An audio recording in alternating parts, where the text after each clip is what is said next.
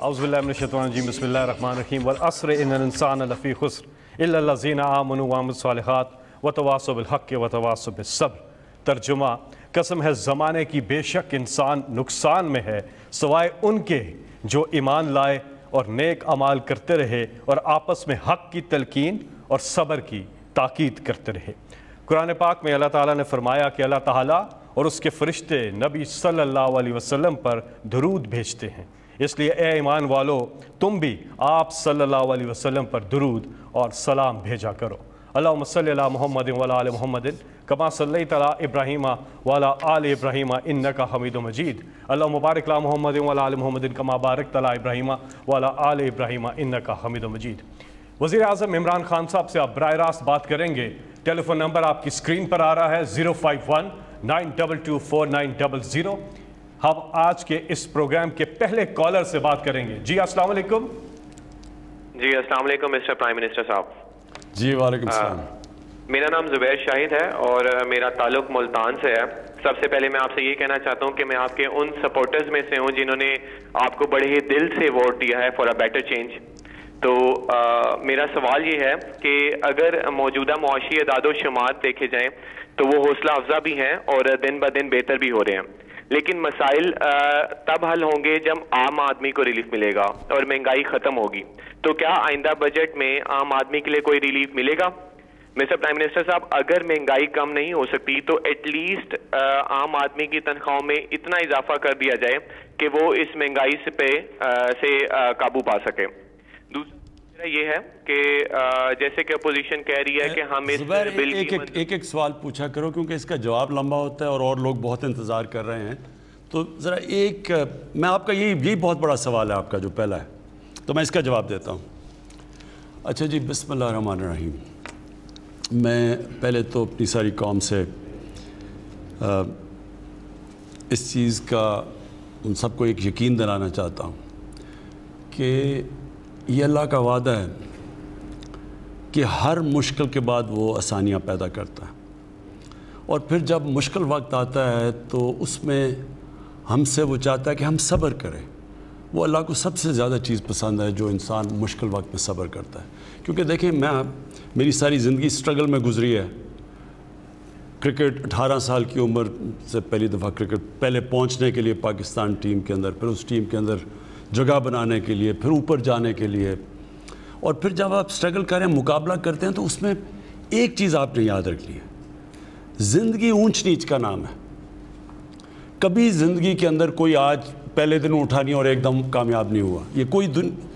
یہ ferry tells میں ہو جاتا ہے، یہ ڈریمز میں ہو جاتا ہے، خواب میں ہو جاتا ہے، لیکن اصل زندگی وہ ہوتی ہے جو آپ تھوڑی سٹرگل کر کے اوپر جاتے ہیں، مشکل وقت آتا ہے، پھر آپ نیچے آتے ہیں، پھر آپ سیکھتے ہیں، جائزہ لیتے ہیں کیا میں نے غلطی کی، محنت کرتے ہیں، پھر انسان اوپر جاتا ہے۔ جو مشکل وقت میں ہار مان جاتا ہے وہ ہار جاتا ہے، جو مشکل وقت سے سیکھتا ہے، محنت کرتا ہے، وہ اور مضبوط ہو کے اوپر آ جاتا ہے۔ یہ زندگی کا سائیکل ہے۔ تو میں صرف آپ کو اس چیز کا کہنا چاہتا ہوں کہ دیکھیں، مشکل وقت پہ گورنمنٹ ملی، یہ آپ کوئی بھی انڈیپینڈنٹ لوگوں سے پوچھ لیں کہ کبھی کسی گورنمنٹ کو اتنے مسئلے مسائل ملے جو ہماری گورنمنٹ کو 2018 میں ملے؟ میں آپ کو کہہ رہا ہوں نہیں ملے۔ نہ کبھی اتنا بڑا خسارہ ملا ایکسٹرنل، یعنی جس کو کرنٹ اکاؤنٹ کہتے ہیں، نہ کبھی اتنا بڑا خسارہ ملا انٹرنل جو فسکل ڈیفیسٹ ہے، اور اس کے علاوہ جو قرضوں کا بوجھ پڑا ہوا تھا، بیرونی بھی اندرونی بھی، اور پڑا ہوا ہے ابھی بھی، تو اس کے اندر جس طرح ہمیں یہ کشتی کو لے جانا پڑا، یہ بڑا مشکل کام تھا، لیکن اس میں عوام کو ایک مشکل وقت سے گزرنا پڑنا تھا۔ دیکھیں نا، ایک گھر ہے، میرے پر قرضے چڑھ جاتے ہیں،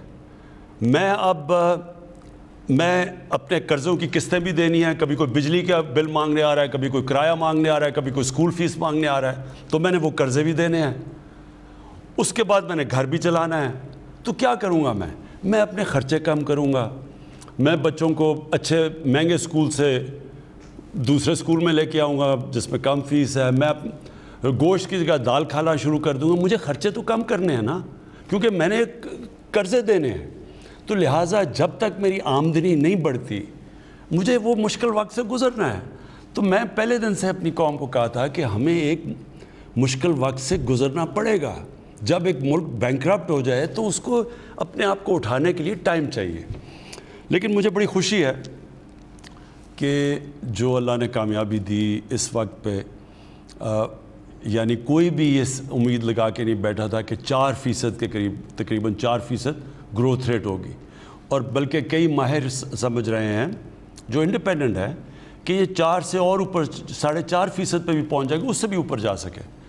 تو اس کا مطلب کہ جو ہم سوچ رہے تھے اور ہمارے مخالف خاص طور پہ سوچ رہے تھے، اس سے بہت تیزی سے اوپر گئے ہم. اس کی کئی وجوہات ہیں، وہ میں بعد میں تفصیل سے آپ کو بتاتا رہوں گا کہ کیا کیا ہم نے قدم اٹھائے. تو ایک تو یہ بہت اس لیے خوشائن چیز ہے جو زبیر آپ نے سوال پوچھا کہ لوگوں کی مشکلات کیا ہیں. 2 ہی مشکلیں ہیں، ایک مہنگائی ہے، دوسری بے روزگاری ہے. یہ 2 مشکل ہیں نا سب سے زیادہ. تو جیسے جیسے آپ کی گروتھ ریٹ بڑھتی ہے، یعنی کہ جب اکانومی کے پہیہ چلنا شروع ہوتا ہے، کنسٹرکشن شروع ہوتی ہے جو ماشاءاللہ ریکارڈ پہ ہے، جب گاڑیاں بننی شروع ہوتی ہیں جو 55% گاڑیوں کا سیل، ٹریکٹروں کا 60% مزید سیل بڑھ گئی ہے، موٹر سائیکلوں کی، جب یہ بننے شروع ہوتے ہیں تو روزگار ملنا شروع ہوتا ہے، لوگوں کے ہاتھ میں پیسہ آتا ہے، تو اس سے پھر نوکریاں ملنی شروع ہوتی ہیں، غربت کم ہوتی ہے. تو یہ ایک بہت بڑا پہلا خوشائن قدم آ گیا. وہ دوسری چیز پہ میں بعد میں بات کروں گا، دوسرا سوال، کیونکہ لوگ مہنگائی کا بھی پوچھیں گے کہ اس کا ہم کیا کر رہے ہیں. لیکن یہ جو پہلا اس وقت جو ہماری اپوزیشن جنہوں نے پہلے دن سے کہا کہ نااہل ہیں اور ان کو نکال دینا چاہیے، اور حالانکہ ابھی ہم شروع ہی ہوئے تھے، انہیں پتہ تھا کتنے مسئلے مسائل ہیں، پھر ساتھ ساتھ انہوں نے یہ کہا کہ اگر ہمیں NRO دے دو تو آپ نااہل نہیں ہوں گے، تو اگر آپ NRO نہیں دیں گے تو ہم آپ کی گورنمنٹ نہیں چلنے دیں گے. اور پھر فوج کو، پاکستان کی فوج کو کہتے کہ الیکٹڈ گورنمنٹ کو گرا دو. کہتے جی الیکشن ٹھیک نہیں ہوا، کوئی ثبوت بھی نہیں دیا. ہم نے جب کہا تھا پچھلا الیکشن ٹھیک نہیں، تو ہم نے 4 حلقوں کے باقاعدہ کام کر کے بتایا کہ ان 4 حلقوں میں دھاندلی ہوئی تھی جو چنے تھے. تو وہ اس لیے پھنس گئے ہیں کیونکہ انہوں نے کہا اتنی نااہل حکومت ہے، اب ان کو سمجھ نہیں آ رہی کہ اتنی زیادہ یہ گروتھ ریٹ 4% کے قریب کیسے آ گئی، کیونکہ انہوں نے خود ہی کہا نااہل ہے. اب وہ پھنس گئے ہیں تو وہ کہتے ہیں جی یہ آپ نے غلط، آپ کی جو سٹیٹسٹکس ہیں وہی غلط ہیں. انشاءاللہ آگے جو میں پھر سے کہتا ہوں کہ جو اللہ نے ہمیں ایک بڑے مشکل وقت اور امتحان سے گزارا ہے، انشاءاللہ اب اس کے بعد آپ مزید اس ملک کو آگے بڑھتے دیکھیں گے. جی اگلے کالر. السلام علیکم. وعلیکم السلام. جی کون صاحب؟ محمد کلیم بات کر رہا ہوں جی، اسلام آباد سے. جی بات کیجیے. السلام علیکم سر. جی وعلیکم السلام. سر آپ کو تو پہلے میں مبارکباد پیش کرتا ہوں، یہ بہت اچھا سلسلہ آپ نے شروع کیا سر، لوگوں کے مسائل حل ہو رہے ہیں. میرا بھی ایک ایشو ہے سر، یہاں اسلام آباد میں سر ایک federal employees cooperative housing society ہے سر، میں اس کا 2005 سے ممبر ہوں سر. میں نے ساری پیمنٹ جمع کروا دی ہوئی ہے، لیکن یہ سوسائٹی نے ابھی تک مجھے پلاٹ نہیں دیا. 2012 میں سر انہوں نے مجھے الاٹمنٹ ایشو کی، اس کا آگے پلاٹ ہی نہیں تھا. پھر 2017 میں انہوں نے دی مجھے الاٹمنٹ، آگے زمین نہیں تھی سر. میں ڈی سی اسلام آباد سے کئی دفعہ مل چکا ہوں، چیئرمین CDA سے مل چکا ہوں سر. انہوں نے لاسٹ ایئر پھر مجھے الاٹمنٹ ایشو کی ہے، وہاں گئے ہیں تو وہاں زمین ہی نہیں ہے سر. اب آپ کے پاس حاضر ہوا ہوں سر، ریٹائرمنٹ پہ پہنچ چکا ہوں، میرے تو رہنے کے لیے اب کوئی چھت بھی نہیں ہے. جی میں پہلے تو کہوں کہ پاکستان میں ہم پہلی دفعہ ایک کام کرنے لگے ہیں.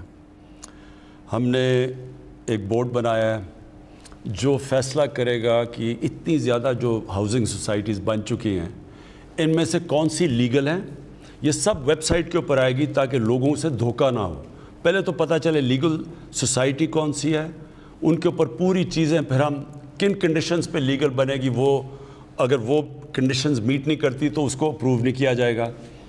پھر ان میں سے اور جو مختلف قسم کی سوسائٹیز ہیں، کئی ایلیگل ہیں وہ بند کر دیں گے، جو کہ ابھی کام تھوڑا سا شروع ہوا ہے. کئی سوسائٹیز ایلیگل بن گئی ہیں لیکن انہوں نے اتنے زیادہ پلاٹ بیچ دیے ہیں کہ وہ اب لوگ وہاں رہنا شروع کر دیے ہیں. تو اس کے لیے ایک اور نظام لے کے آ رہے ہیں. کہنے کا مقصد یہ ہے جسٹس عظمت جو ہمارے سپریم کورٹ کے چیف جسٹس تھے، ان کے نیچے ہم نے اب ایک کمیٹی بنائی ہے جو باقاعدہ کیٹیگرائز کر رہی ہے. تو آگے سے تاکہ یہ جو حالات نہ ہوں کہ لوگوں کی زمینیں بیچ دیتے ہیں اور ان کے پاس پلاٹس نہیں ہوتے اور پھر پیسے لے کے باہر بھاگ جاتے ہیں، تو اس کو اوائڈ کرنے کے لیے اب اس کے اوپر پورا کریک ڈاؤن کر رہے ہیں. جو جہاں تک آپ کا ایشو ہے میں نے یہاں نوٹ کروا دیا ہے ہمارے ملٹری سیکٹری کو، اور انشاءاللہ ہم آپ کو اس کو رسپانس دیں گے بعد میں۔ جی اگلے کالر، السلام علیکم۔ وعلیکم السلام۔ جی کون سا بات کر رہے ہیں؟ میں فیصل آباد سے ڈاکٹر محمد سعید اختر بات کر رہا ہوں۔ جی ڈاکٹر صاحب۔ جی میں خارجہ امور کے حوالے سے بات کرنا چاہوں گا۔ اس سلسلے میں 3 مسائل کی نشاندہی کروں گا۔ 2 مسائل تو 20ویں صدی کے وقت سے نوآبادیاتی طاقتوں کے پیدا کرتا ہے۔ ان میں ایک مسئلہ فلسطین ہے۔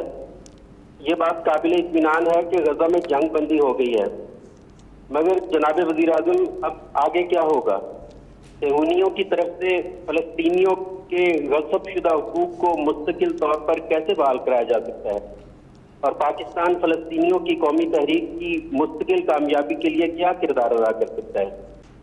دوسرا مسئلہ کشمیر ہے۔ یہ ریجنل کوآپریشن کی راہ میں سب سے بڑی رکاوٹ ہے۔ آپ کی حکومت کا موقف یہ ہے کہ انڈیا جب تک 5 اگست 2019 کے اقدامات واپس نہیں لیتا اس سے کوئی بات چیت نہیں ہو سکتی۔ جناب وزیر اعظم اگر وہ واپس نہیں لیتا تو پھر پاکستان کی سفارتکاری کیا ہوگی؟ کیا ہم اتنے بڑے ہمسائے سے منہ موڑ کے بیٹھے رہیں گے جبکہ کہا یہ جاتا ہے کہ we can change friend not neighbour? جی پہلے تو میں کشمیر کے اوپر بات کر دوں، لیکن مسئلہ کشمیر کا اس وقت یہ ہے، اس میں کوئی شک نہیں کہ اگر ہماری ہندوستان سے تعلقات اچھے ہوں، ایک طرف ہمارے پاس چائنا دنیا کی سب سے بڑی مارکیٹ ہے، دوسری طرف ہندوستان جو 1 ارب سے زیادہ آبادی ہے وہ بڑی مارکیٹ ہے، ہماری تجارت شروع ہو جائے، کنیکٹیوٹی ہو جائے، تو یہ تو ساری دنیا میں یہ ثابت ہو چکا ہے۔ جب یورپین یونین بنی تھی، میرے سامنے، میں تب یونیورسٹی میں تھا جب یہ بنی تھی انگلینڈ میں، یعنی یورپ میں، تو سب کو فائدہ ہوا تھا۔ جب تجارت بڑھتی ہے تو ساروں کو فائدہ ہو جاتا ہے، تو اس لیے اس میں تو کوئی شک نہیں کہ ہمارے اگر تعلقات اچھے ہو جائیں، جو میں نے پہلے دن ہی اقتدار میں آ کے پوری کوشش کی کہ ہمارے ان سے ہندوستان سے تعلقات ہوں، اور ہمارا ایک ہی مسئلہ ہے کشمیر کا جو کہ ہم بات چیت سے حل کریں۔ لیکن جو اب سچویشن ہے، اگر ہم اس وقت ہندوستان سے تعلقات نارملائز کرتے ہیں، اس کا مطلب کہ ہم نے کشمیر کے لوگوں سے بہت بڑی ہم ایک غداری کریں گے۔ اس کا مطلب ہم نے ان کو یعنی ان کی ساری جو جد و جہد، جو سارا جو ان کی سٹرگل، پتہ نہیں 1 لاکھ سے اوپر شہید ہو چکے ہیں کشمیری، اس کا مطلب کہ ہم اس سب کو نظر انداز کر دیں گے۔ اس میں کوئی شک نہیں کہ ہماری تجارت بہتر ہوگی، لیکن ان کا سارا خون ضائع ہو جائے گا، لہٰذا یہ ہو نہیں سکتا۔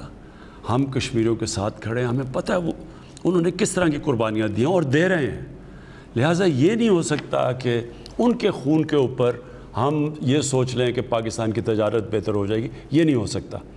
اگر وہ 5 اگست کے وہ جو انہوں نے قدم اٹھائے ادھر واپس چلے جائیں، پھر بالکل ہو سکتی ہے بات، اور پھر ہم کشمیر کا مسئلہ ایک روڈ میپ بھی لا سکتے ہیں اور حل کر سکتے ہیں۔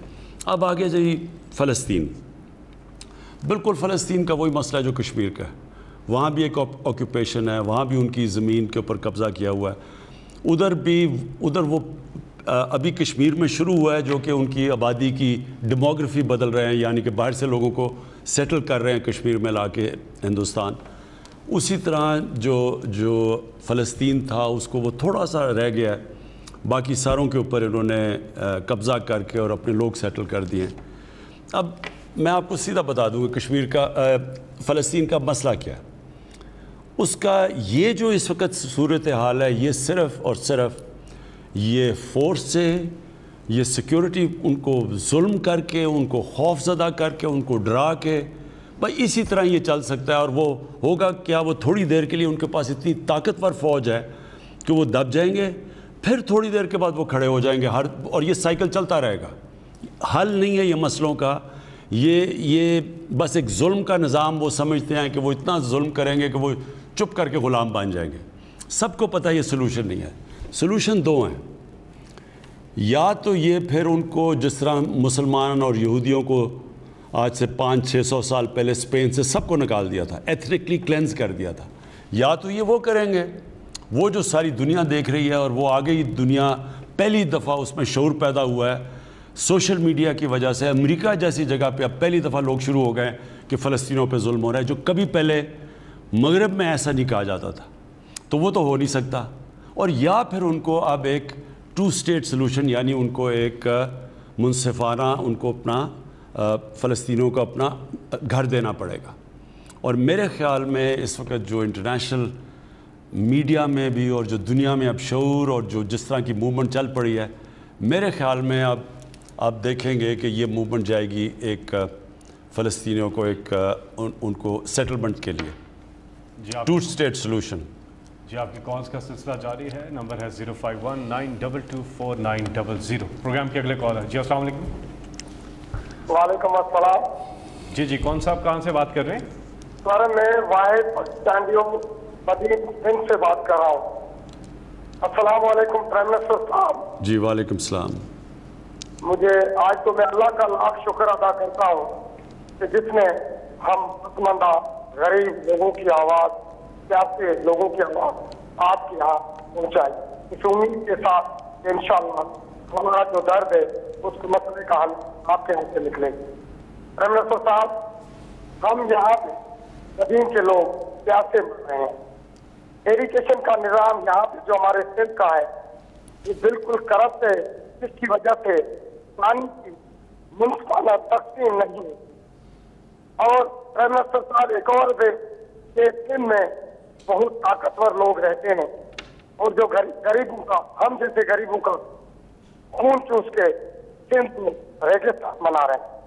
پرائم منسٹر صاحب، ہمیں سندھ سے سندھ حکومت سے یہ بولا جاتا ہے کہ پانی وفاق سے نہیں آ رہا، اور ابھی کچھ دن پہلے یہاں پہ الیکشن ہوا تھا، ضمنی الیکشن، جس میں 2 دن پہلے وزیر جو آبادی کا منسٹر ہے اس نے اور ڈائریکٹر سیدھا نے 19 نئے ڈیوز کا آرڈر کیا ہے، اور ہمیں کہا جاتا ہے کہ ہمارے پاس پانی نہیں ہے۔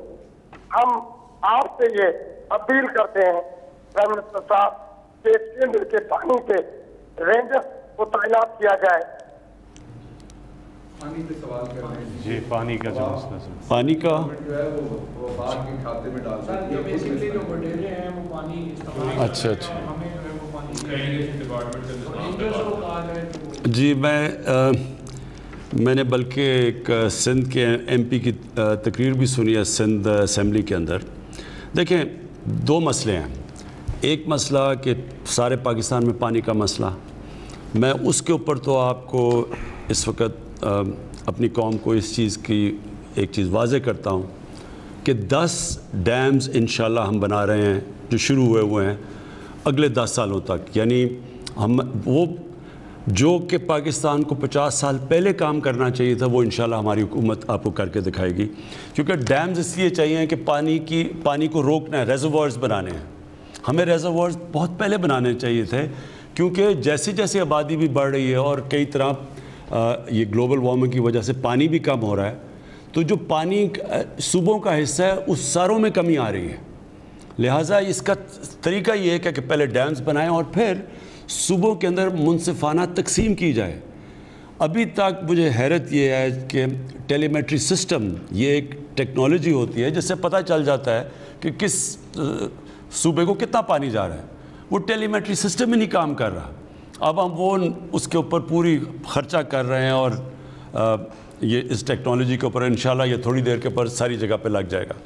تو پہلے چیز تو ایک پانی کے اندر اضافہ، ریزروائرز بنا کے، اگر ریزروائرز نہیں بنتے پانی میں اضافہ نہیں ہوگا اور آگے مزید پانی کا شدید پرابلم آ سکتا ہے۔ دوسرا کہ جب وہ پانی آ جائے تو پھر منصفانہ تقسیم ہو، یعنی سارے صوبے سمجھیں کہ ہمیں جو ہمارا شیئر ہے وہ مل رہا ہے۔ تیسری چیز جو کہ صوبوں کے اندر پانی کی ڈسٹریبیوشن ہے، یہ بھی ایک بہت بڑا ایک مسئلہ بنا ہوا ہے، کیونکہ جو بیچارہ کمزور اور غریب ہے، کسان ہے، اس کے پاس پانی نہیں پہنچتا، اس کا پانی چوری ہو جاتا ہے۔ اور جو میں نے ابھی سندھ اسمبلی میں سنا تھا ایک رولنگ پارٹی کے، پیپلز پارٹی کے ایم پی نے، تو انہوں نے بھی یہ کہا کہ وہاں جو طاقتور ہے وہ اپنی زمین میں پانی لے جاتا ہے اور بیچارہ جو کمزور ہے اس کی زمینیں خشک رہتی ہیں۔ تو اس کے اوپر بھی ایک ہم بات کریں گے کہ اس کے اوپر کیا سسٹم ہے۔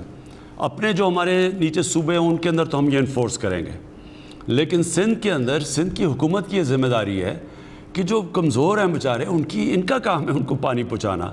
اور انشاءاللہ دیکھیں گے اگر ان کو ضرورت پڑی رینجز کی جو کہ اس نے مانگی تھی، جو ایم پی ہیں جنہوں نے تقریر کی اسمبلی میں، ہم رینجز بھی پرووائڈ کریں گے. جی آپ کی کالز کا سلسلہ جاری ہے. پروگرام کے اگلے کال. السلام علیکم. جی السلام علیکم. جی وعلیکم السلام. جی کون سا بات کر رہے ہیں، کہاں سے؟ میرا نام حامد سعید ہے جی، میں لاہور سے بلانگ کرتا ہوں. پرائم منسٹر صاحب سے بات کرنی. جی حامد. جی السلام علیکم سر. Prime minister. وعلیکم السلام. جی وعلیکم السلام. کیا خیریت ہے سر؟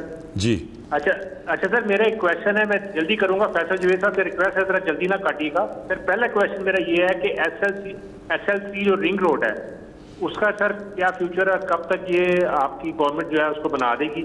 تیسرا میرا سر، آپ نے پہلا ہی کویشچن دوسرے کویشچن میں جواب دیا تھا کہ جو سوسائٹیز ہیں انلیگل ان کے بارے میں آپ کو یہ ایکشن لے رہے ہیں، لیکن سر مسئلہ یہ ہے کہ ہر گورنمنٹ یہ کہہ دیتی ہے لیکن ایکشن نہیں لیتی سر.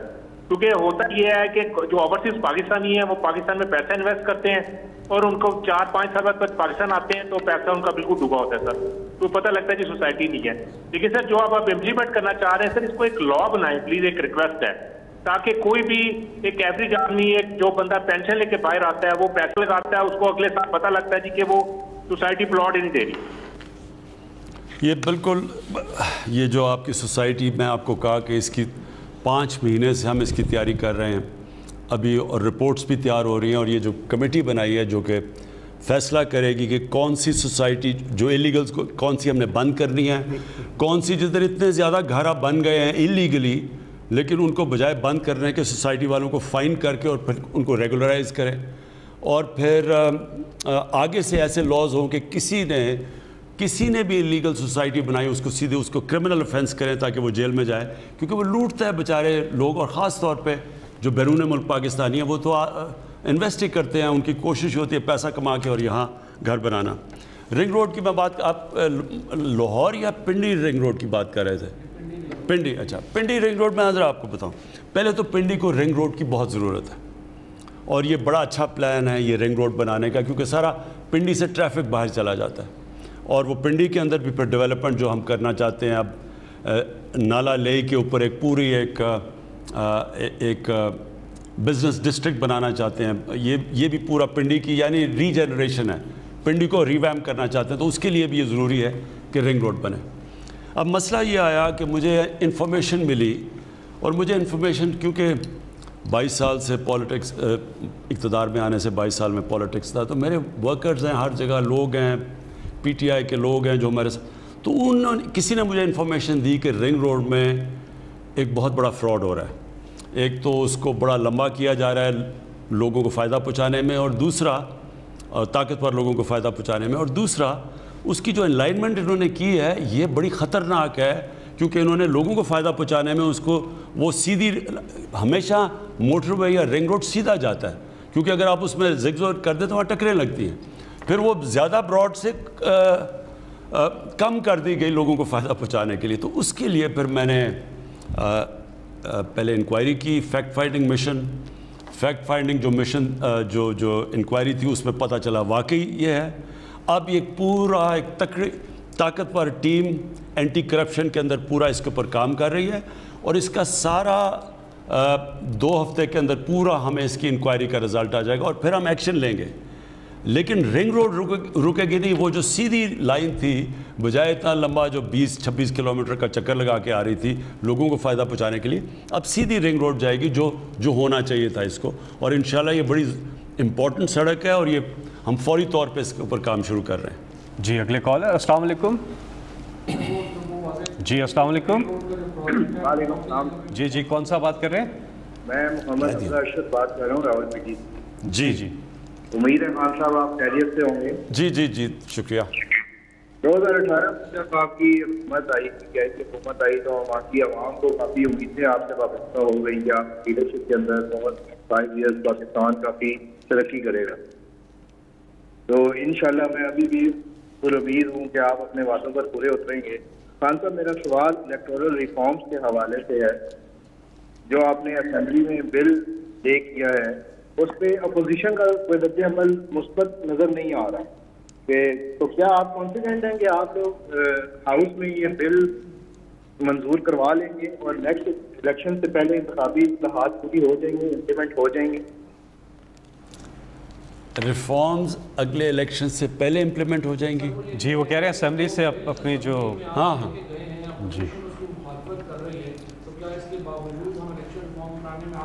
جی میں دیکھیں میں آپ کو ایک بات بتاتا ہوں. میں میری کوئی والد پولیٹکس میں نہیں تھی, میں کوئی فیملی پولیٹیکل نہیں تھی, تو میں تو پولیٹکس میں تب آیا تھا اکیلا اور تھوڑے دوستوں کے ساتھ. تو میں نے یہ جو ایک بڑے پروسیس سے گزرا ہوں, اس میں مجھے جو تجربہ ملا ہے وہ بہت کم لوگوں کو ایسا تجربہ مل سکتا ہے. کیونکہ دیکھیں جو اصل میں اسٹرگل میں جو آپ سیکھتے ہیں وہی آپ کو مضبوط کر دیتا ہے بڑے چیلنجز لینے کے لیے. مثلا آپ کرکٹ شروع کریں گے تو اسکول کی کرکٹ سے, پھر کلب کی کرکٹ سے, پھر فرسٹ کلاس کرکٹ, پھر ٹیسٹ کرکٹ, وہ سارا وقت آپ کو نئے چیلنجز لیتے لیتے آپ مضبوط ہوتے جاتے ہیں. تو اس طرح اکیلا شروع کیا, پہلی الیکشن میں 0 سیٹس, پھر دوسری الیکشن میں 1 سیٹ.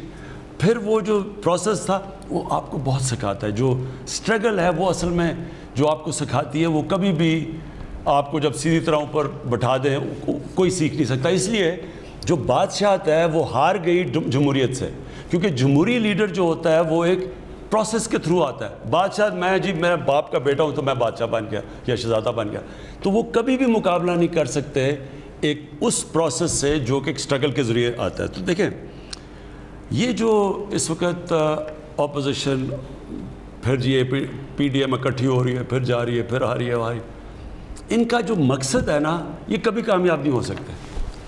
اگر ان کا مقصد قوم کے لیے ہو تو اب تک جتنی مشکل حالات سے قوم گزری ہے ہمارے 2 سالوں میں, اور جو ہمارے لیے بھی یعنی میری زندگی کے مشکل سال, تو اب تک ہماری گورنمنٹ گرا چکے ہوتے ہیں. لیکن ان کا مقصد ذات پہ ہے. یہ صرف اور صرف اکٹھے اس لیے ہوئے ہیں, کسی نظریے کے لیے نہیں, ملک کے لیے نہیں. جو ان کے اوپر کرپشن کیسز جو ہمارے سے پہلے کے لگے ہوئے ہیں, یہ ہمیں چاہ رہے ہیں کہ بلیک میل کر کے وہ کرپشن کے کیسز ختم کرو. اور یہ سمجھتے ہیں کہ عوام اتنی بیوقوف ہے کہ وہ مان جائے گی ان کی باتیں کہ وہ جو 30 سال سے حکومت کر رہے ہیں, 30 سال سے جن کی شکلیں دیکھ رہے ہیں, جو سائیکلوں پہ تھے وہ آج لینڈ کروزر پہ آ گئے ہیں, جو کہ جن کی سائیکلوں کی دکان تھی ان کے لنڈن مے فیئر میں بینٹلے اور رولز رائس کے علاوہ گاڑی نہیں ہے. جو ان علاقوں میں رہ رہے ہیں لنڈن میں, کیونکہ میں لنڈن جانتا ہوں, جو وہاں کا کوئی برطانیہ کا پرائم منسٹر نہیں رہ سکتا, اور برطانیہ کی سالانہ آمدنی 50 گنا پاکستان سے زیادہ ہے. ان کی 30% ہماری آبادی ہے اور 50 گنا زیادہ ان کی سالانہ آمدنی ہے. ان کا پرائم منسٹر یہ رہن سہن نہیں رہ سکتا جو یہ سب رہتے ہیں. تو اگر ان کا خیال ہے کہ قوم اتنی بیوقوف ہے کہ ان کے ساتھ لگ جائے گی کہ ان کی چوریاں پچانے کے لیے, ان کو NRO دلوانے کے لیے, یہ پاکستانی قوم کو نہیں جانتے ہیں. یہ سمجھتے ہیں کہ یہ سارا وقت کوئی نہ کوئی یہ ڈرامے کر کے یہ آ جائیں گے.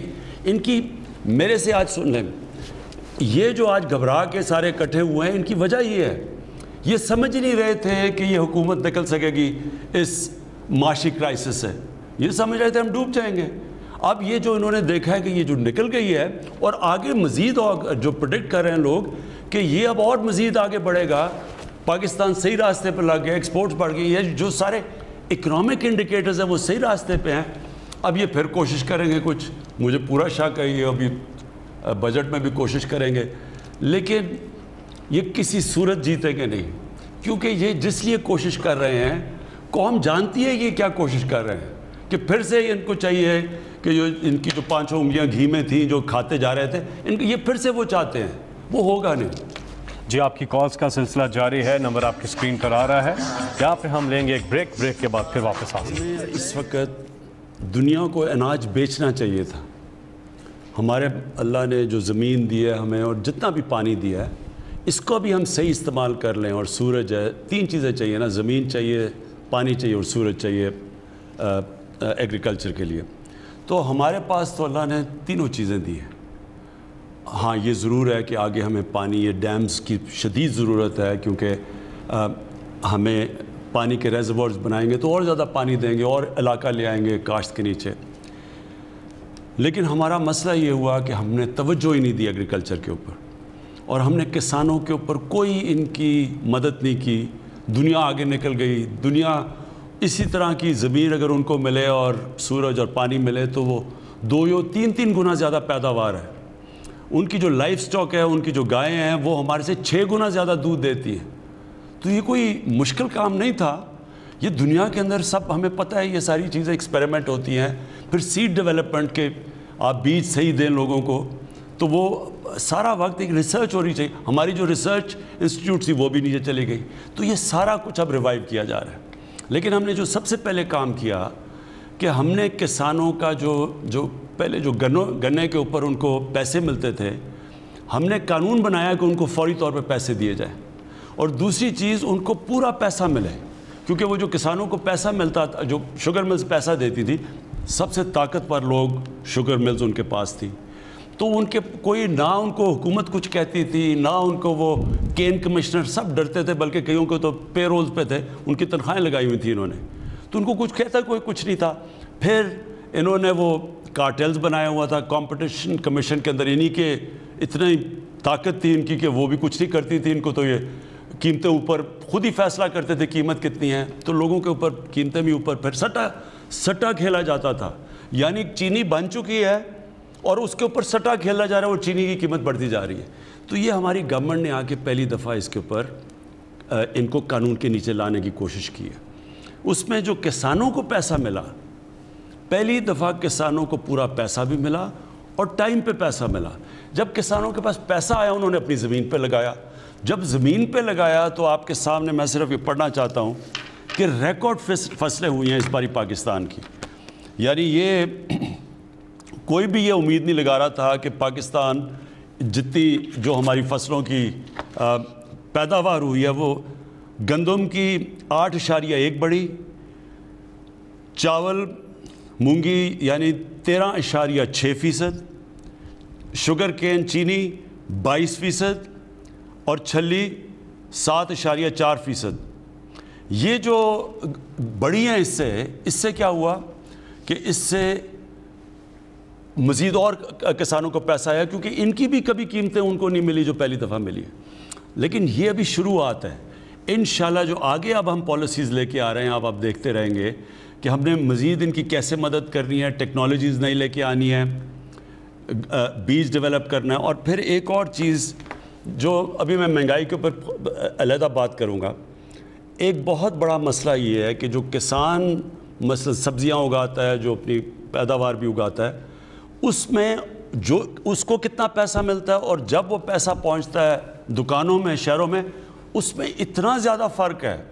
یعنی جو محنت کر رہا ہے اس کو بالکل کم پیسہ مل رہا ہے, بیچ میں جو مڈل مین یا آرتی کہہ دیں وہ 3-4 گنا زیادہ وہ پیسہ کما رہا ہے اور مہنگی چیزیں مل رہی ہیں شہروں کے اندر.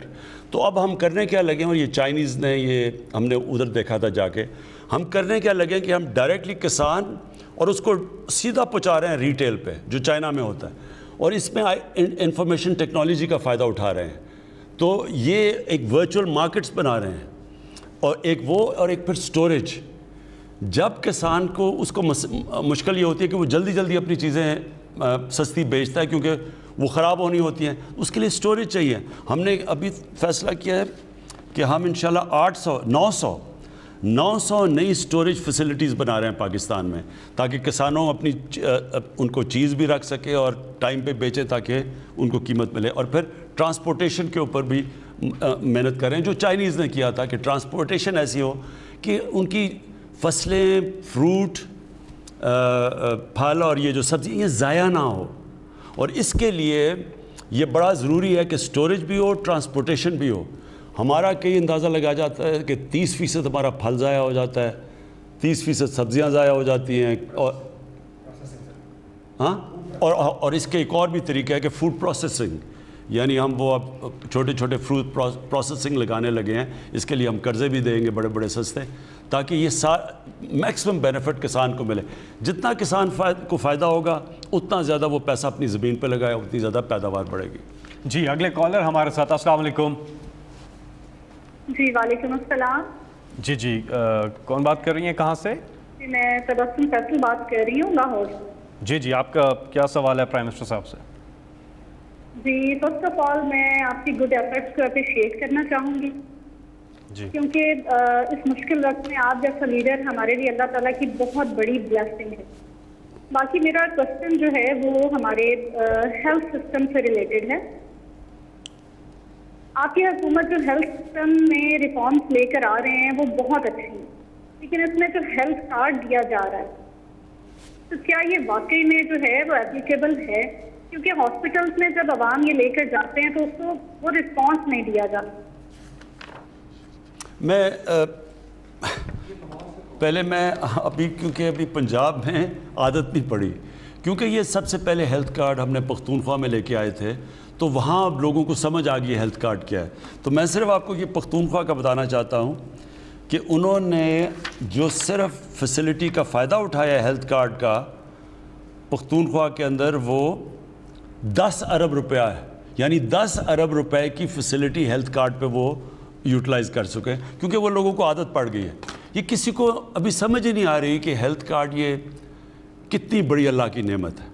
مطلب یہ کہ آپ کے پاس پختونخوا میں 10 لاکھ روپیہ ایک ہیلتھ انشورنس ایک خاندان کو ہے, وہ کسی بھی گورنمنٹ ہاسپٹل میں جا کے 10 لاکھ روپے تک اپنا علاج کروا سکتے ہیں.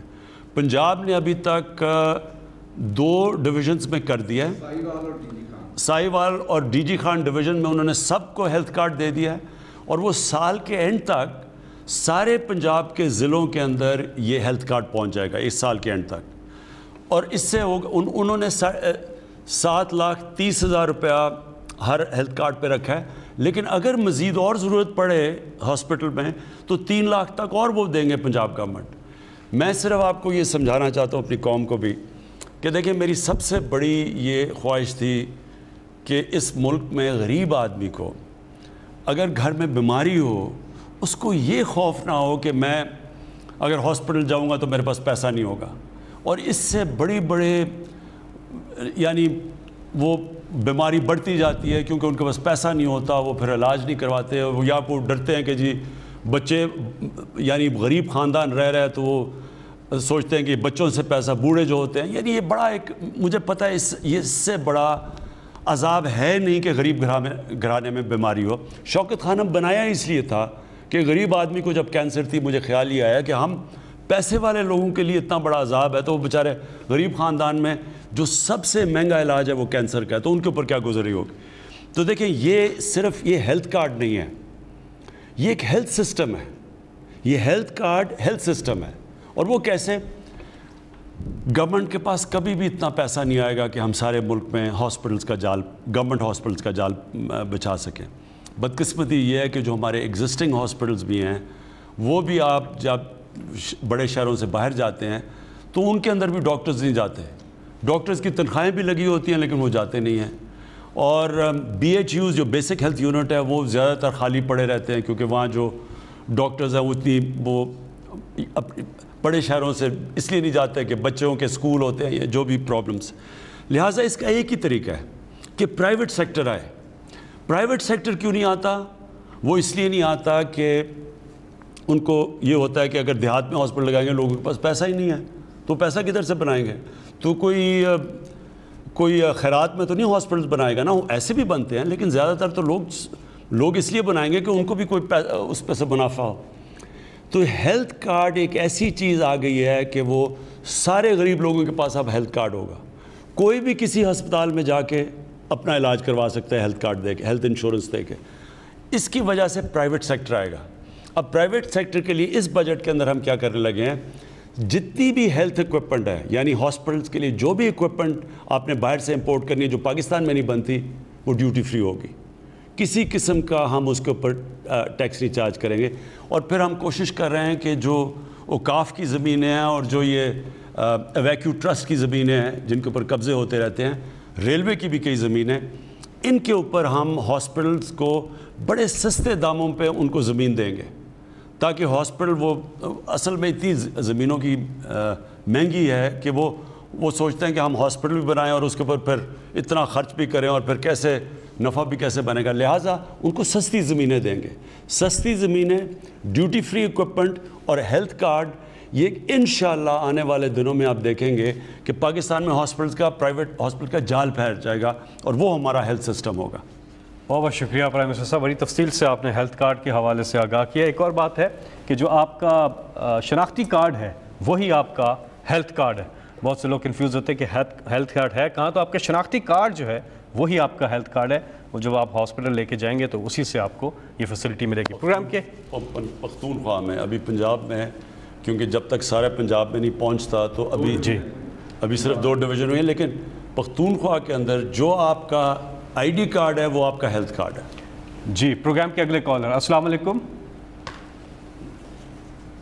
آپ کی کالز کا سلسلہ جاری ہے، نمبر آپ کی اسکرین پر بھی آ رہا ہے 0519224900۔ جی السلام علیکم۔ ہیلو جی السلام علیکم۔ جی وعلیکم السلام، کون صاحب کہاں سے بات کر رہے ہیں؟ جی محمد شہزاد بات کر رہا ہوں چیچا وطنی سے۔ جی میرا وزیر صاحب سے سوال ہے کہ جو معاشی اشاریے اور محصولات میں بہتری آئی ہے اور ایف بی آر کی وجہ سے ریکارڈ وصولی میں ریکارڈ اضافہ ہوا ہے، تو آپ نے اپنی وزیر صاحب نے اپنی ٹیم کو مبارکباد بھی دی ہے، لیکن جو غیر جانبدار تجزیہ نگار ہیں اور سیاسی جو اپوزیشن والے ہیں، یہ تو اس بات کو ماننے کے لیے تیار نہیں ہے اور مان نہیں رہے اس بات کو۔ کیا ہمیں یہ وصولات جو ہیں یہ عارضی تو نہیں ہے یا ہمیں پھر سے IMF کے پاس جانا پڑے گا؟ کیا مانتے نہیں ہیں یا ماننے کے لیے تیار نہیں ہیں؟ یہ 2 فرق چیزیں ہیں۔ ماننا چاہتے نہیں ہیں۔ اچھا میں آپ کو بتاؤں، دیکھیں پہلے تو FBR کا میں کہہ دوں، یہ پاکستان کی تاریخ میں ریکارڈ ہوا ہے، ریکارڈ کلیکشن ہے۔ کبھی ہمارے ملک میں 4000 ارب روپے سے زیادہ ٹیکس کلیکٹ نہیں ہوا، اور یاد رکھیں کرونا کا کافی نقصان ہوا ہے، ہمیں کیا ساری دنیا میں کرونا کی وجہ سے نقصان ہوا ہے۔ وہ اللہ کا کرم ہے کہ پاکستان نے، اور میں اپنی NCOC ٹیم جو ہماری جس نے بڑا ڈیٹا بیسڈ انالیسز کیا اور انہوں نے بڑے زبردست قسم کا ہمیں گائیڈ کیا، سارے ملک میں ہر چیز دیکھ کے جو ہم نے وہ سائنٹیفکلی ہم نے جو فیصلے کیے، اللہ کا کرم ہے کہ دنیا میں آپ دیکھ لیں کہ پاکستان سب سے بہترین طریقے سے نکلا ہے کرونا میں۔ لیکن ہم نے یہ بھی کیا کہ ہم نے اپنے لوگوں کو بچایا۔ لاک ڈاؤن سے جو غربت بڑھتی ہے، جو ہندوستان میں آج حال ہے اور دنیا میں بھی، ہم نے کافی طور اپنے لوگوں کو اس سے ان کی حفاظت کی، ان کو بچایا اس سے۔ اب اس کے باوجود اگر ہماری آج ٹیکس کلیکشن، اور میں ایگزیکٹ فگر ابھی آ رہا ہے اور 1-2 دن اور بھی ہیں، وہ مجھے FBR کہہ رہی ہے کہ ابھی اور بھی بڑھ رہے ہیں تیزی سے، لیکن 4143 ارب روپے کا اب تک ٹیکس کلیکشن ہوئی ہے، یہ ریکارڈ ہے۔ اور میرا ایمان ہے کہ جس وقت ہمارا ایک آٹومیشن پہ جا رہی ہے، وہ اس کے اوپر بڑی دیر سے 2.5 سال سے لگے ہوئے تھے کہ یعنی کمپیوٹرائز کریں ساری ٹیکس کلیکشن، یعنی ٹیکس کلیکٹر کا اور عوام کا کانٹیکٹ نہ ہو، صرف ایک آٹومیشن کے ذریعے ہو، جو کہ ایڈوانس دنیا میں ہو چکا ہے۔ بدقسمتی سے اب تک بڑی کوششیں ہوئی ہیں لیکن آٹومیشن ہونے نہیں دی، ہونے نہیں دی، کیونکہ اب لوگ ڈرتے ہیں، جنہوں نے ایک کرپٹ سسٹم سے فائدہ اٹھا رہے تھے، وہ چاہتے نہیں ہیں یہ ہو۔ مثلا یوٹیلیٹی سٹورز کے اندر بڑی دیر سے کوشش ہو رہی تھی آٹومیشن کی، وہ اندر سے لوگ اس کو کوئی کیس کر کے اسٹے آرڈر لے لیتے تھے۔ تو اب مجھے یہ ایشورٹی دی گئی ہے کہ انشاءاللہ یہ جولائی اگست کے اندر آٹومیشن پہ چلی جائے گا۔ اگر آٹومیشن ہوگی اور ٹریک اینڈ ٹریس سسٹم آ گیا، یعنی ہمارا یہ جو بڑا آف بکس ایسا بکتا ہے، یعنی بلیک میں جو پورا شو نہیں کرتے کہ مثلا اگر 100 یونٹس پروڈیوس کیے ہیں تو وہ صرف دکھاتے ہیں 60 ہوئے یا 40 ہوئے یا کئی کم بھی، کئی تو بالکل ہی نہیں بتاتے، اور باقی وہ سارا بلیک میں یعنی ٹیکس اس کے اوپر دیتے نہیں ہیں۔ یہ جو ہمارا نیا آٹومیشن سے ٹریک اینڈ ٹریس سسٹم ہوگا، اس سے سب کچھ واضح ہو جائے گا، اور میرا یہ مان ہے کہ اس سے ہماری ٹیکس کلیکشن اور بہت اوپر چلی جائے گی۔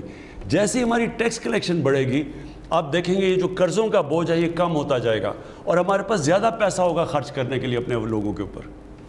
جی یہاں پہ ہم وقفہ لیتے ہیں، ہیڈ لائنز کا ٹائم ہے، اس کے بعد پھر واپس آتے ہیں۔ آپ کالز کر رہے ہیں، نمبر آپ کی اسکرین، ملتے ہیں بریک کے بعد۔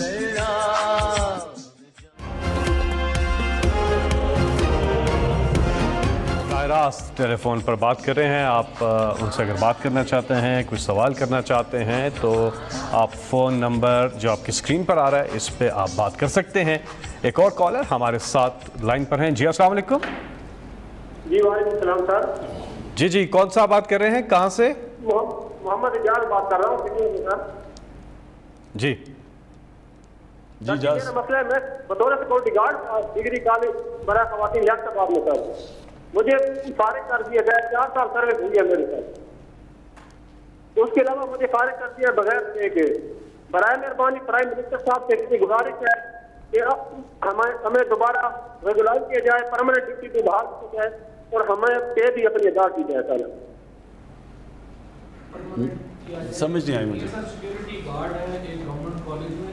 جی اسی دوران اگلے کالر بھی ہمارے ساتھ ہیں, ان سے بھی بات کر لیتے ہیں. جی السلام علیکم.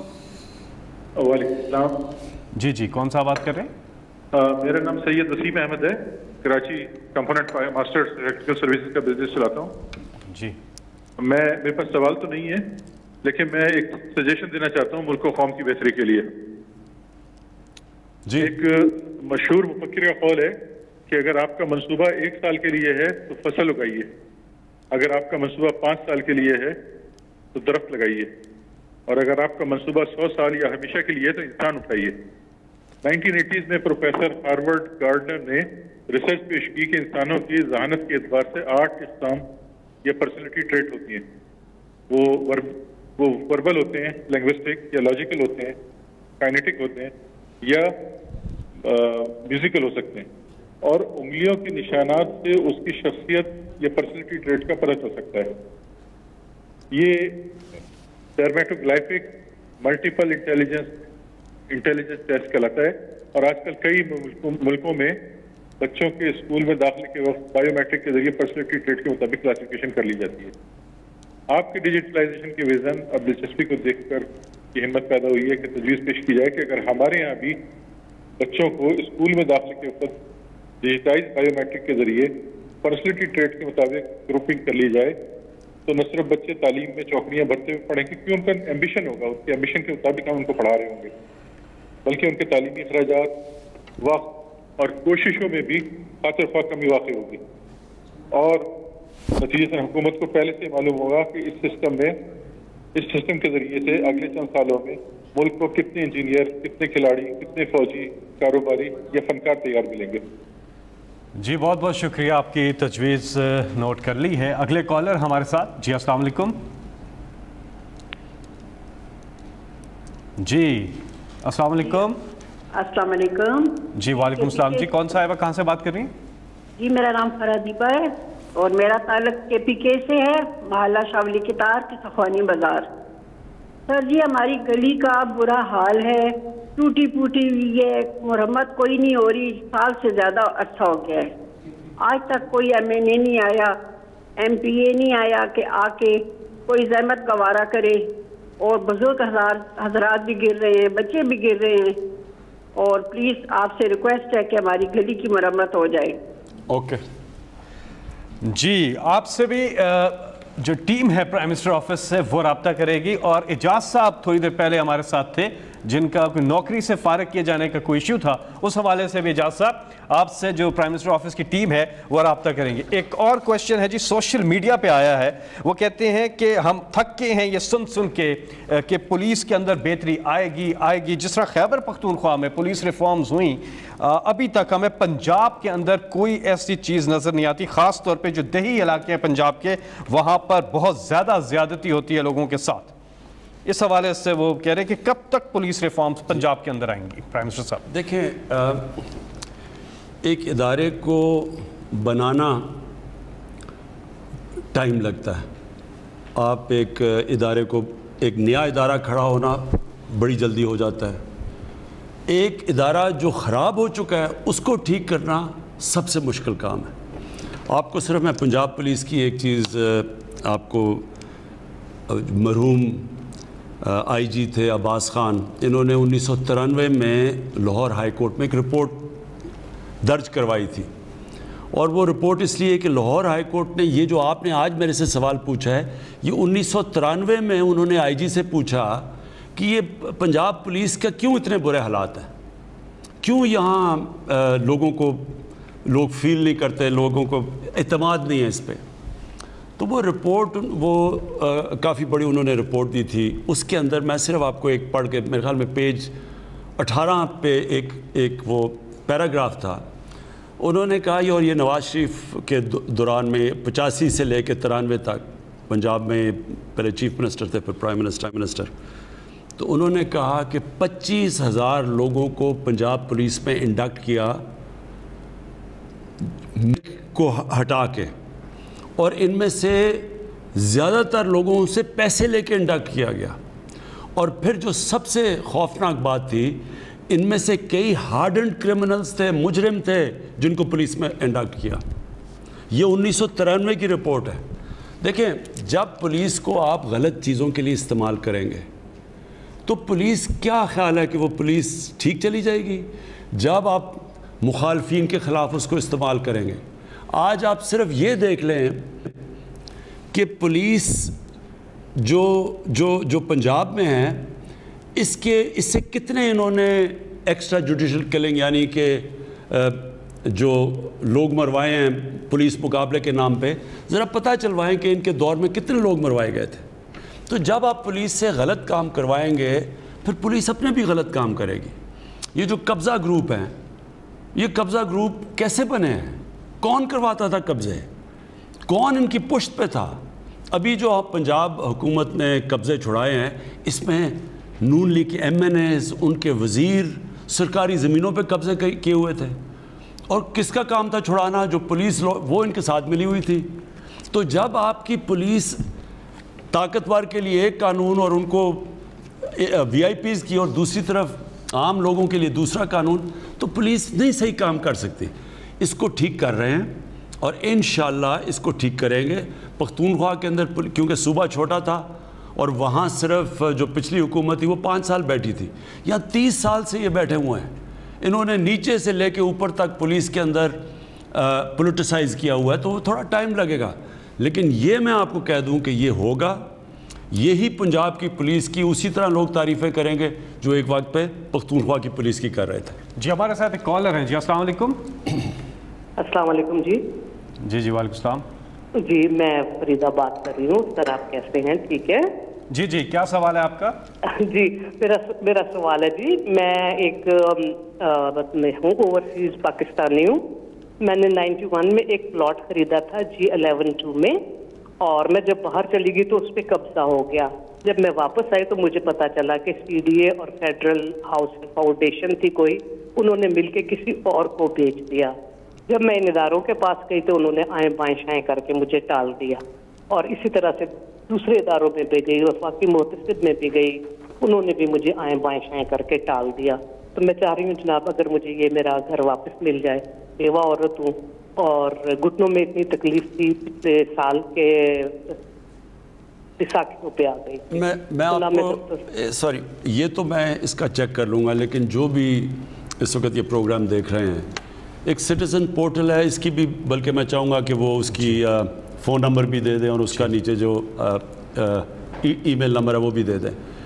میں چاہوں گا کہ کسی کی بھی زمینوں پہ قبضے ہوئے ہیں، آپ پلیز اس کے اوپر ہمیں وہ اپنا پتہ اور سارا وہ ڈیٹیلز دے دیں، اور انشاءاللہ ہم ایک زمین کے اوپر پھر پوری انویسٹیگیشن کر کے، اور اگر آپ کا جائز کلیم ہے تو آپ کو واپس دلوائیں گے. جی آپ اپنے یہ ایپ ڈاؤن لوڈ کر سکتے ہیں، ویب سائٹ پر جا سکتے ہیں، آپ کی اسکرین پر یہ معلومات آ رہی ہے. اور اگر آپ کو اس میں معاورت چاہیے تو ایک ٹیلی فون نمبر بھی آپ کی اسکرین پر آ رہا ہے جو سٹیزن پورٹل کا ہیلپ لائن نمبر ہے، ان سے فون کر کے آپ ان سے بھی مدد لے سکتے ہیں. اور سوری میں ایک اور آپ کو چیز کہہ دوں کہ ہم اب جو انشاءاللہ اگست تک پنجاب کے شہروں میں اور پختونخوا کے شہروں میں تو کم از کم، اور یہاں اسلام آباد میں ہم سارا میپ کر رہے ہیں، اس کو سارے لینڈ ریکارڈز کو کمپیوٹرائز کر رہے ہیں.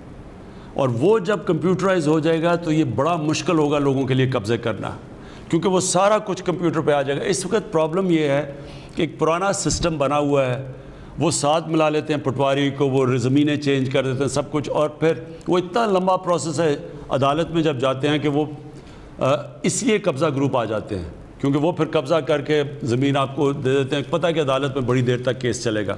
ایک تو قانون کے اندر بھی ہم ایک سول پروسیجر کوڈ ہے, عدلیہ کے ساتھ بیٹھ کے, اسلام آباد میں تو امپلیمنٹ ہے, پختونخوا میں بھی, پنجاب میں کوشش کر رہے ہیں ان کے ساتھ ڈسکس کر کے کر لیں تاکہ جلدی کیس ختم ہو.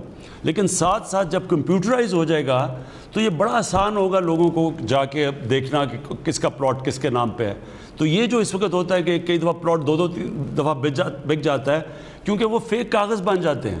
لیکن جب سب چیز کمپیوٹرائز ہو جائے گی تو یہ آپ انشاءاللہ جو سب سے بڑا مسئلہ ہے خاص طور پہ اوورسیز پاکستانی کا وہ پلاٹ لیتے ہیں اور اس پہ قبضہ, یہ انشاءاللہ آپ کے مسئلے حل ہو جائیں گے انشاءاللہ. اگلے کال ہے. السلام علیکم. السلام علیکم جی. جی وعلیکم السلام جی. کون صاحب کہاں سے بات کر رہے ہیں؟ میں میجر ٹیپو کیانی بات کر رہا ہوں. ہم سیاست بھی کریں گے اور پاکستان کے عوام کے مسائل حل کرنے کی کوشش کریں گے. ایک بار پھر ہم اپنے عوامی نیشنل پارٹی کے دوستوں کے بہت شکر گزار ہے اور انشاءاللہ تعالی بہت جلد جو ہے ہم آپ کے سامنے اپنی کوششیں اور اپنے جدوجہد نظر آئے گا. میں اپنے دوسرے جو ساتھی ہیں ان کو موقع دینا چاہوں گا کہ وہ اپنا پوائنٹ آف ویو شیئر کریں.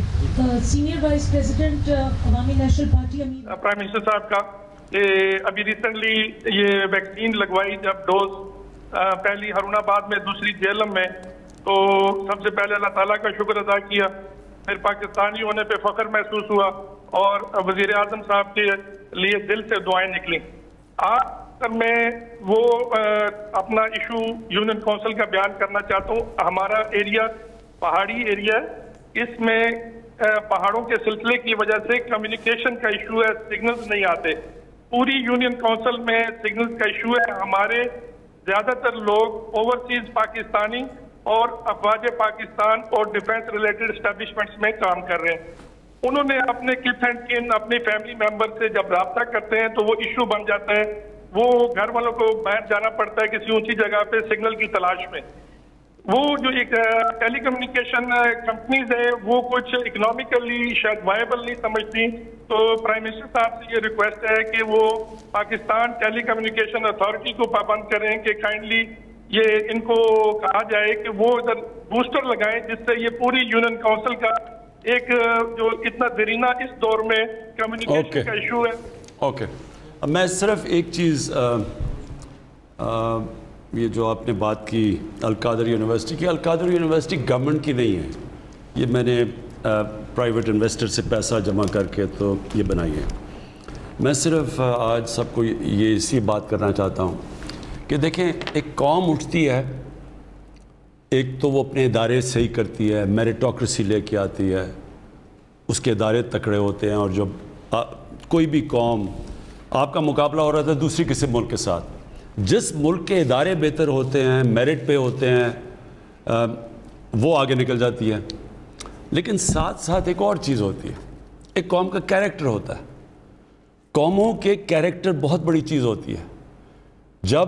جب ہم اپنی بات کرتے ہیں کہ مسلمان کب رائز کیے تھے تو وہ مدینہ کی ریاست بنی تھی. اس میں دو چیزیں ہوئی تھیں, ایک قانون کی بالادستی, ایک انسانیت کا نظام, ایک تعلیم کے اوپر ایک ایمرجنسی ڈکلیئر کی نبی صلی اللہ علیہ وسلم نے, لیکن ایک لوگوں کا کیریکٹر چینج کیا. خود صادق اور امین تھے, انہوں نے لوگوں کا جو کیریکٹر چینج کیا. یہ بہت بڑی وجہ ہوتی ہے. ایک عظیم قوم بن ہی نہیں سکتی جب تک لوگوں کا عظیم کیریکٹر نہ ہو. آپ اگر آج دیکھیں جن کو ہم مغرب کہتے ہیں کہ یورپ کے ملک دیکھ لیں, میں انگلینڈ میں دیکھا ہوا ہے, اسکینڈینیویا چلے جائیں, یہ ابھی امریکہ میں بھی ابھی ریسنٹ کی بات نہیں, پہلے دیکھ لیں, ان کی جو لیڈرشپ ہے ان کے کیریکٹر آپ دیکھیں.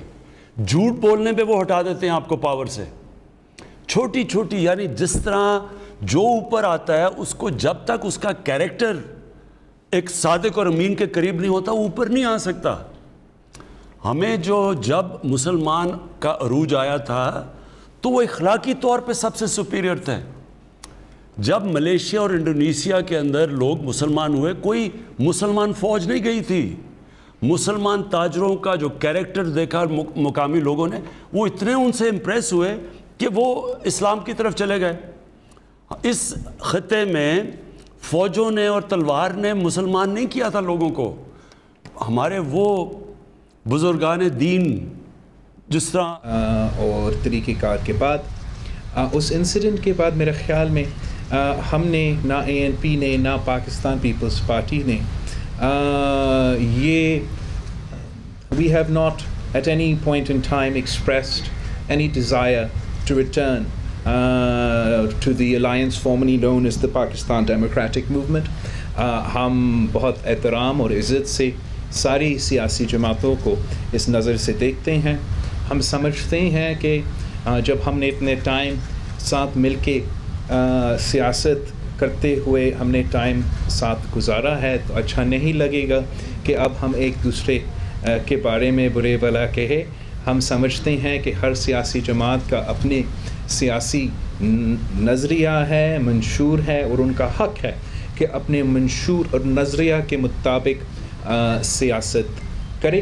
جب ہم نے پاکستان ڈیموکریٹک موومنٹ کی بنیاد رکھی تو ہم نے ملک اور قوم کے سامنے اسی 20 سپٹمبر کی رات کو ایک ایکشن پلان سامنے رکھا تھا, اور وہ ایکشن پلان واضح تھا, کلیئر تھا کہ پاکستان ڈیموکریٹک موومنٹ کیا کرنے جا رہا تھا. ہم سب سے پہلے ایک احتجاجی مہم چلا رہے تھے جس کا کچھ آپ نے جلسہ ایسیٹرا دیکھے, اور اس کو ایک لانگ مارچ کی شکل میں عروج پہ لے کر آنا تھا. دو, ہم نے پارلیمان کے اندر جو آپشنز اویلیبل ہے, نو کانفیڈنس کے, چاہے وہ وفاق میں ہو یا پنجاب میں ہو, اس کو ہم نے استعمال کرنے تھا. ہم نے استعمال تو نہیں کیا, لیکن ہم سمجھتے ہیں کہ پاکستان پیپلز پارٹی ANP اور پاکستان ڈیموکریٹک موومنٹ میں جو سیاسی جماعتیں انوالو تھے انہوں نے پورے پاکستان کو دکھایا کہ اگر عدم اعتماد آتے ہیں, اگر عدم اعتماد میں کام ہوتا ہے تو نہ بزدار رہ سکتا ہے, نہ وزیر اعظم خان صاحب رہ سکتا ہے. اور آخر ایک پوائنٹ استعفیٰ کا تھا. اب کل جو ملاقات ہوا تھا, پاکستان پیپلز پارٹی اور ANP اس ملاقات میں نہیں تھا, مگر آج بھی پاکستان پیپلز پارٹی کا پالیسی چل رہا ہے. آج بھی وہ استعفے نہیں دے رہے ہیں, آج بھی وہ کہتے ہیں کہ پارلیمان میں مل کے ان کو ٹف ٹائم دو. تو ہم سمجھتے ہیں کہ ہم ایک دوسرے کے لیے we can have positive feelings and wish everybody good luck, and everybody has the right to do the politics of the opposition, to do politics in accordance with their manifesto and with their ideology. The Pakistan People's Party, the Awami National Party, believes in democracy, believes in the rule of law, believes in the rule of the constitution, believes in an economic policy that works for the many and not for the few. اور ہم اس نظریہ کے مطابق اپنا سیاست کرتے رہیں گے. جہاں تک کل کا ملاقات تھا, مجھے اس ملاقات کے بعد وہ کلیئرٹی نظر نہیں آیا, ان کا اسٹریٹجی کا کلیئرٹی نظر نہیں آیا, ان کا پروگرام کا کلیئرٹی نظر نہیں آیا. وہ شاید کنفیوژن کا شکار ہے, شاید ڈویژن کا شکار ہے, اور ہم چاہتے ہیں کہ ایٹ لیسٹ پارلیمان کے اندر ہم یہ کنفیوژن نہ دکھائیں, ایٹ لیسٹ پارلیمان کے اندر ہم یہ کانٹرڈکشن نہ دکھائیں, اور سب مل کے اس PTIMF بجٹ کے خلاف اپنا ووٹ استعمال کریں. صاحب یہ بتائیں کہ آپ 4 جماعتیں مل کر حکومت کو ٹف ٹائم نہ دے سکی, تو آپ پیپلز پارٹی اور MP مل کر کیسے حکومت کو ٹف ٹائم دیں گے؟ میں سمجھتا ہوں کہ جو بھی سیاسی جماعت اپنا نظریہ میں کلیئر ہے, اپنی سیاسی عمل پہ کلیئر ہے, اپنا اسٹریٹجی پہ کلیئر ہے, تو وہ زیادہ افیکٹولی ٹف ٹائم دے سکیں گے. جو سیاسی جماعت جانتا ہے کہ انہوں نے کیا کرنا ہے, کیا پیغام لے کے جانا ہے, کیا پروگرام لے کے جانا ہے, تو وہ زیادہ اختیار کے ساتھ, زیادہ زور کے ساتھ, زیادہ ایفیشنسی کے ساتھ اپوزیشن کر سکیں گے, اور انشاءاللہ تعالی ہم ایسے اپوزیشن آپ کو کر کے دکھائیں گے. 2 سوالات ہیں. کہ اگر آپ کو دوبارہ PDM میں دعوت دی گئی تو کیا آپ اس PDM کا حصہ بنیں گے؟ یہ پہلا سوال ہے. دوسرا سوال یہ ہے کہ اس تحریک کی بنیاد آپ لوگوں نے رکھی, اب آپ اس تحریک کا حصہ نہیں ہیں, افسوس تو نہیں ہوتا کہ آپ اس تحریک کا حصہ نہیں بنیں؟ ہم سمجھتے ہیں کہ ضرور بہتر ہوتا کہ اگر ہم ایسے مل کے اس ایکشن پلان, جس ایکشن پلان پہ 10 سیاسی جماعتوں نے سگنیچرز بھی سائن کیے تھے کہ ہم سیاسی جمہوری اور پارلیمانی آپشنز استعمال کر کے پارلیمان کے اندر حکومت پہ وار کریں گے, پارلیمان کے باہر بھی حکومت پہ وار کریں گے, تو ضرور یہ بہتر ہوتا کہ ہم وہ آپشنز استعمال کریں, وہ ہتھیار استعمال کریں. اور اگر ہم وہ ہتھیار استعمال کرتے تو ایٹ لیسٹ پنجاب اور وفاق کی حد تک تو عمران خان کی حکومت نہیں رہتا. مگر وی couldn't form a consensus on that, اور ہم سمجھتے ہیں کہ ہمارا time will be better spent on focusing on the issues of the people. شمولیت PDM में शमूलियत दोबारा हो सकती है? मेरे ख्याल में हमने जब PDM बनाया था, आई टोल्ड यू, एक एक्शन प्लान आपके सामने था. उस एक्शन प्लान के साथ साथ हमने ओहदेदारों का टर्म लिमिट सेट किया था कि हर 6 माह जो हैं ओहदेदार PDM के चेंज होते जाएंगे. तो जब तक हम उस एक्शन प्लान पे वापस नहीं आएंगे, जब तक हम PDM के पॉइंट्स पे वो PDM खुद अमल नहीं करेंगे, तो हमारा उसका हिस्से बनने का कोई फ़ायदा नहीं होगा. जी मेरी एक मिनट हमारी सब सहाफ़ी भाइयों से एक रिक्वेस्ट है कि जब आप सवाल करते हैं तो सवाल करने से पहले अपनी जो आपकी एफिलिएशन है अखबार की या उसका तारुफ और अपना नाम बताएं. 4 साल कबल आपने KP में तंजीम बनाई सूबाई, और 4 साल पूरे हो गए, लेकिन इख्तिलाफात का शिकार है. पार्टी मुकम्मल ख़त्म हो चुकी है KP में, तो आप दोबारा से फ़ाइल कर देंगे कि नहीं? मैं आपका एक तो ये जो लाइन आपने इस्तेमाल किया ना, पार्टी ख़त्म, पाकिस्तान पीपल्स पार्टी, वो तो ज़िया उल हक़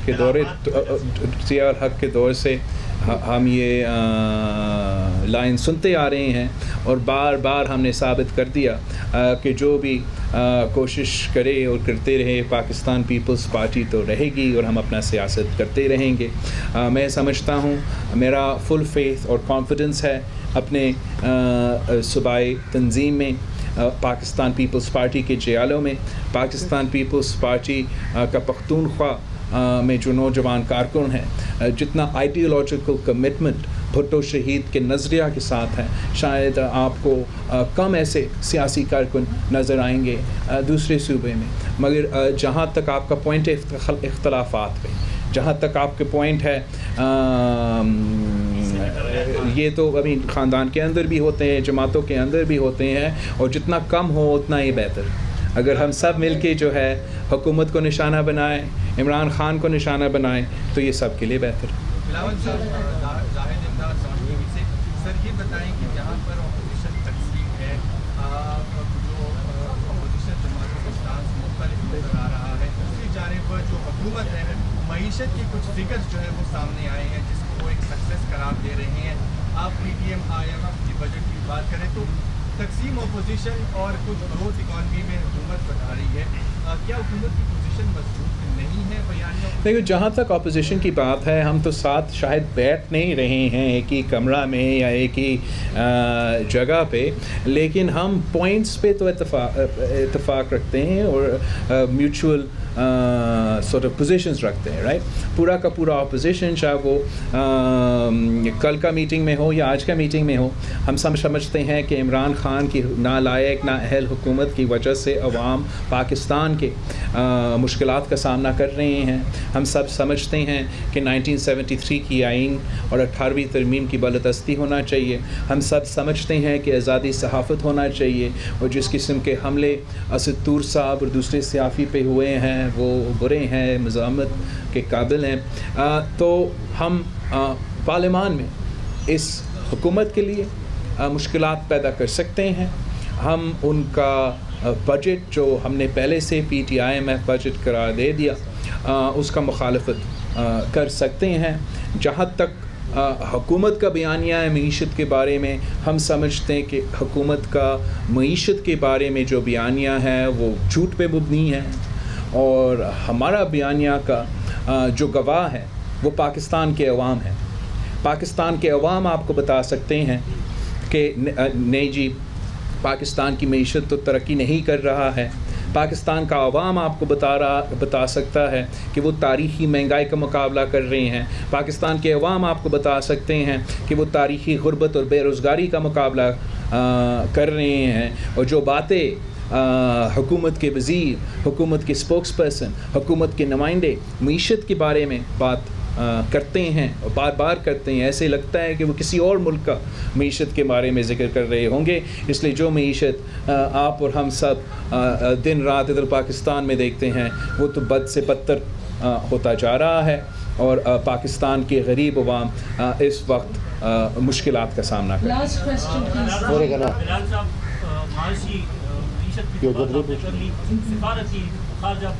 हैं. बात की जा रही है अमेरिका पे बेसिस देने की, ज़मीनी रास्ता देने की, जिसका इफेक्ट लामहला पाकिस्तान पर पड़ेगा.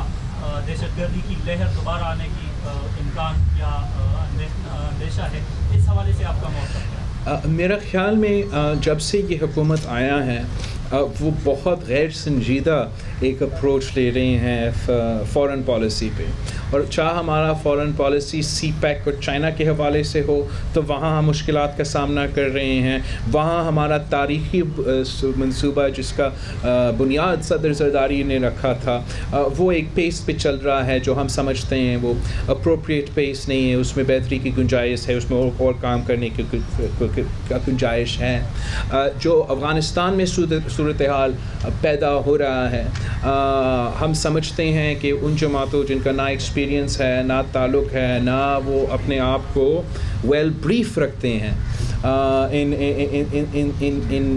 इन सूरत हाल में, उससे पाकिस्तान का नुकसान हो सकता है। और जो सूरत हाल अफ़गानिस्तान में पैदा हो रहा है, अगर पाकिस्तान बतौर रियासत और हुकूमत एक ज़िम्मेदार किरदार अदा कर सके तो हम एक बड़ा रोल प्ले कर सकते हैं इस पूरा रीजन में स्टेबिलिटी लाने के लिए, इस पूरा रीजन में अमन पैदा करने के लिए। लेकिन अगर हम गैर ज़िम्मेदाराना रोल अदा करेंगे, अगर हम गैर ज़िम्मेदाराना रोल अदा करेंगे तो पाकिस्तान के लिए बुरा होगा और पूरा रीजन के लिए बुरा होगा। और हम उम्मीद करते हैं कि जो भी फ़ैसले होंगे वो मुशावरत के साथ फ़ैसले लिए जाएंगे और इस रीजन और खित्ते के मुफाद के फ़ैसले लिए जाएंगे। जहाँ तक बेसिस की बात है, पाकिस्तान पीपल्स पार्टी और ANP और हम सब का जो 2008 से लेके 2013 के हुकूमत था वो पाकिस्तान का पहला हुकूमत था जिसने ना सिर्फ शमसी एयर बेस को बंद कर दिया था, जब सलाला इंसिडेंट के बाद हमने उनका रूट भी बंद किया। तो इसका मतलब कि जो हमाद ने सबसे बड़ी बात की कि देखें ग्रोथ तो तब भी होती है, आप जेल बनाने शुरू हो जाएं सारे मुल्क में तो ग्रोथ ऊपर चली जाएगी। क्वालिटी ऑफ ग्रोथ होती है, आप इंपोर्ट करते रहें चीज़ें, 60 अरब डॉलर की इंपोर्ट करके ग्रोथ ऊपर कर दें, वो तो मुल्क क्राइसिस में चला जाएगा। ये जो आप देख रहे हैं कि करंट अकाउंट खसारे में चला जाएगा, रुपया गिरना शुरू हो जाएगा। लिहाजा ये जो ग्रोथ है, ये ग्रोथ यही नहीं कि ये इंशाल्लाह 4% से ऊपर जाएगी, 4.5% हमारा अंदाज़ा जाएगी, लेकिन ये वो ग्रोथ है जो मुल्क को फ़ायदा पहुँचाएगी, यानी ये आगे जाके क्राइसिस पे नहीं ले जाएगा। ये वो ग्रोथ है, इसकी क्वालिटी ऐसी है कि इंशाल्लाह मुल्क आप देखेंगे कि आप सही रास्ते पे जा रहा है और आप इसको आगे बढ़ते जाएंगे। जी हमाद, मैं यहाँ पे एक और बात पूरी कौम को बताना चाहता हूँ कि जब आप 2.5 साल पहले आए थे तो आपने एक तारीखी फ़ैसला किया था। पाकिस्तान ब्यूरो ऑफ स्टेटिस्टिक्स जहाँ पे ये अकाउंट्स कंपाइल होते हैं, आपके हुक्म के मुताबिक उनको वजारत ख़जाना से निकाल के उनको दूसरी वजारत प्लानिंग में डाल दिया गया था ताकि वजारत ख़जाना किसी तरीके से इस पर असरअंदाज ना हो सके। जिस तरह आपने क्रिकेट में न्यूट्रल अंपायर्स की इब्तदा की थी, इसी तरह आपने पाकिस्तान में बुनियाद रखी इंडिपेंडेंट स्टेटिस्टिक्स की। जी इस वक्त हम एक वक्फे पे जाएंगे और उसके बाद फिर वापस आते हैं। आपकी कॉल्स का सिलसिला जारी है। जी जी जी, मैं PM साहिब से बात करना चाहती हूँ। जी सुन रहा हूँ। जी प्राइम मिनिस्टर साहब, मेरा बच्चा 5 साल का है जिसे थैलीसीमिया है। मैं इसके इलाज के लिए साथ प्रोग्राम पर भी अप्लाई कर चुकी हूँ, मगर उसका रिप्लाई न जाने कब आएगा। मेरे बच्चे को इलाज के लिए इमीडिएट ट्रीटमेंट की ज़रूरत है। मैं अपना गोल्ड सेल कर चुकी हूँ, 2 दफ़ा कराची जा चुकी हूँ, मगर इतना एक्सपेंसिव इलाज मैं अफोर्ड नहीं कर सकती। मैं आपसे रिक्वेस्ट करती हूँ कि आप प्लीज़ मेरे बच्चे के ट्रीटमेंट के लिए मेरी हेल्प करें। जी, ये थैलेसीमिया का बिल्कुल आप ठीक कहती हैं, ये एक ऐसी बीमारी है जो माँ बाप के लिए, बच्चों के लिए तो है ही, लेकिन माँ बाप के लिए बहुत बड़ा अजाब है और मुझे इसका पूरा एक्सपीरियंस है। तो इंशाल्लाह मैं आपका नोट कर लेंगे, आपको जो भी हम कर सके करेंगे जी आपके लिए। जी प्राइम मिनिस्टर साहब, इससे मिलता जुलता एक और सवाल आया। इन्होंने भी बताया कि हालात ऐसे नहीं है कि वो अफोर्ड कर से। ये सवाल सोशल मीडिया पर एक नहीं कई दफ़ा आया है कि ये बताएं कि महंगाई जो है इस पर कैसे काबू पाएंगे।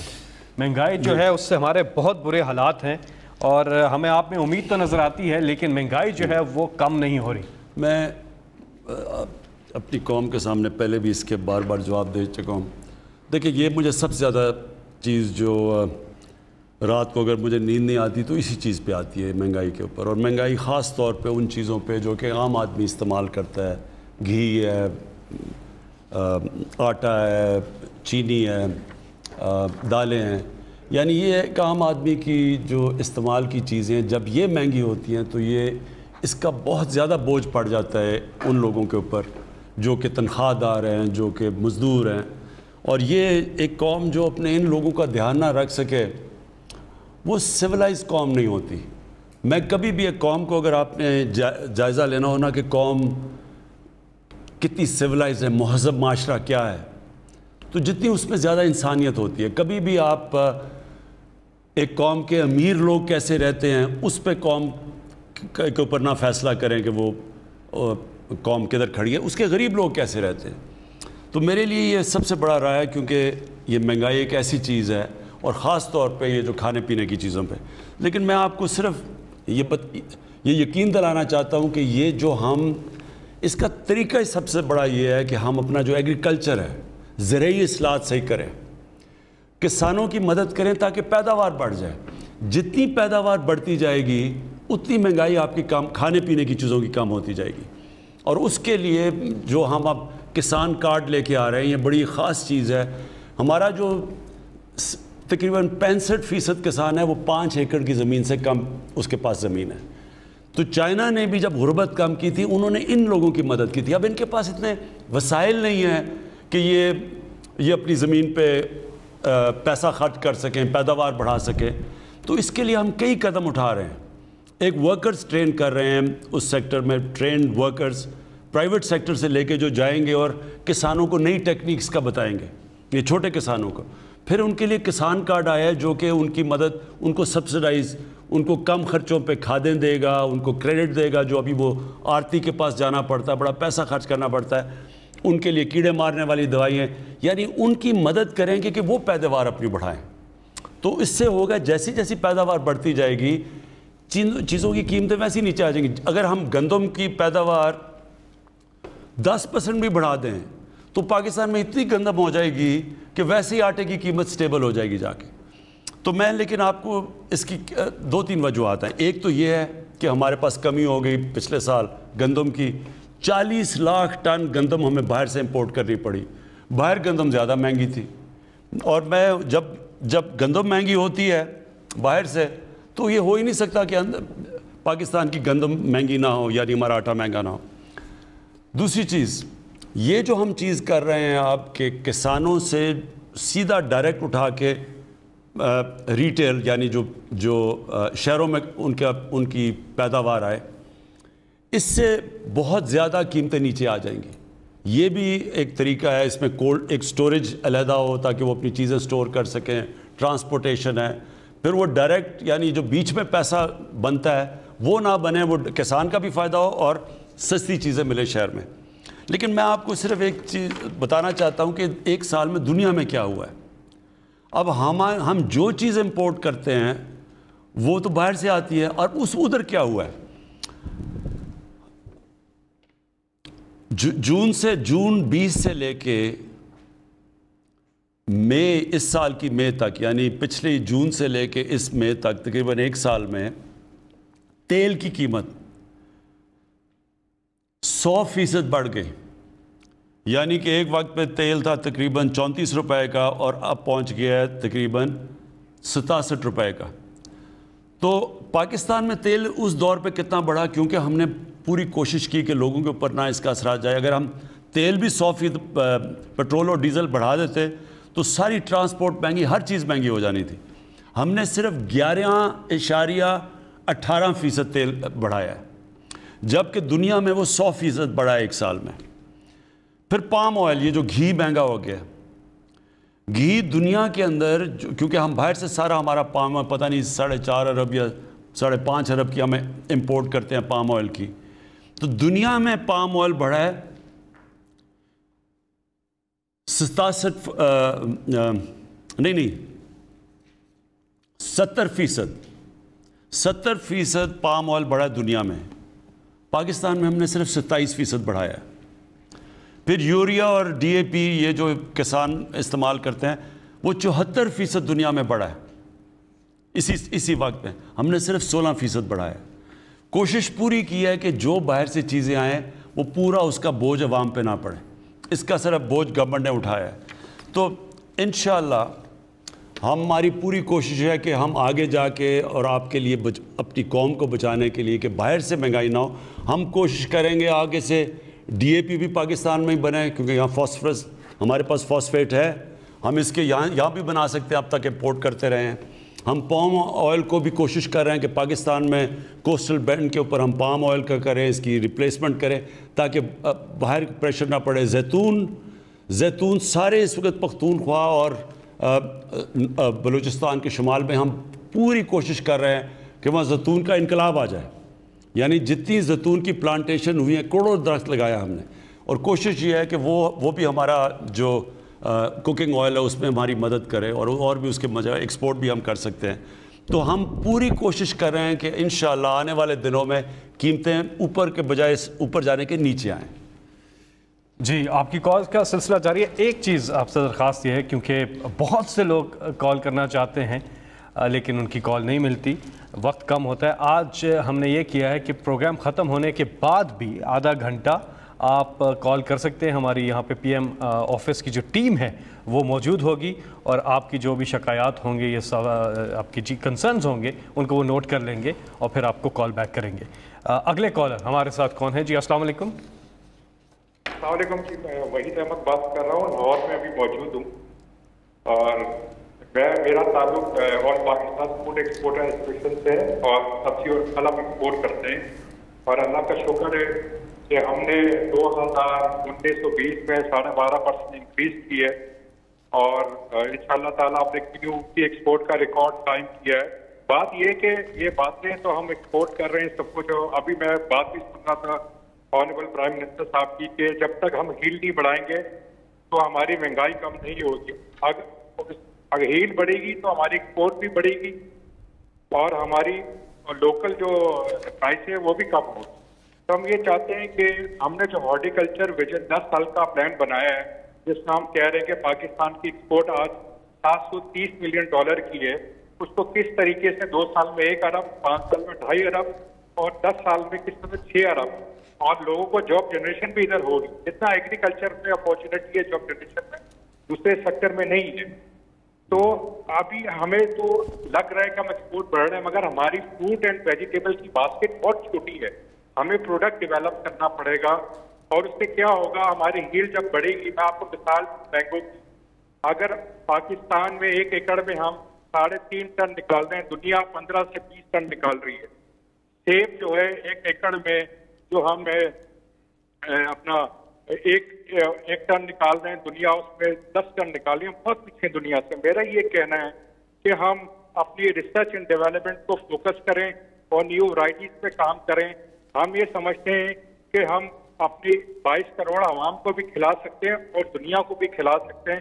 اور ہم نے اپنے کاربیٹ میں 2019-20 میں جو ہمیں پرابلم تھے ایکسپورٹ کے، اتنے بڑے ایشو تھے، ایئر لائن کے ایشو تھے، بارڈر کے ایشو تھے، مگر ہماری منسٹری نے مدد کر کے مسئلے حل کیے، اور ہم نے اپنے ایکسپورٹ 12.5% انکریز کیے، ریکارڈ ایکسپورٹ پاکستان.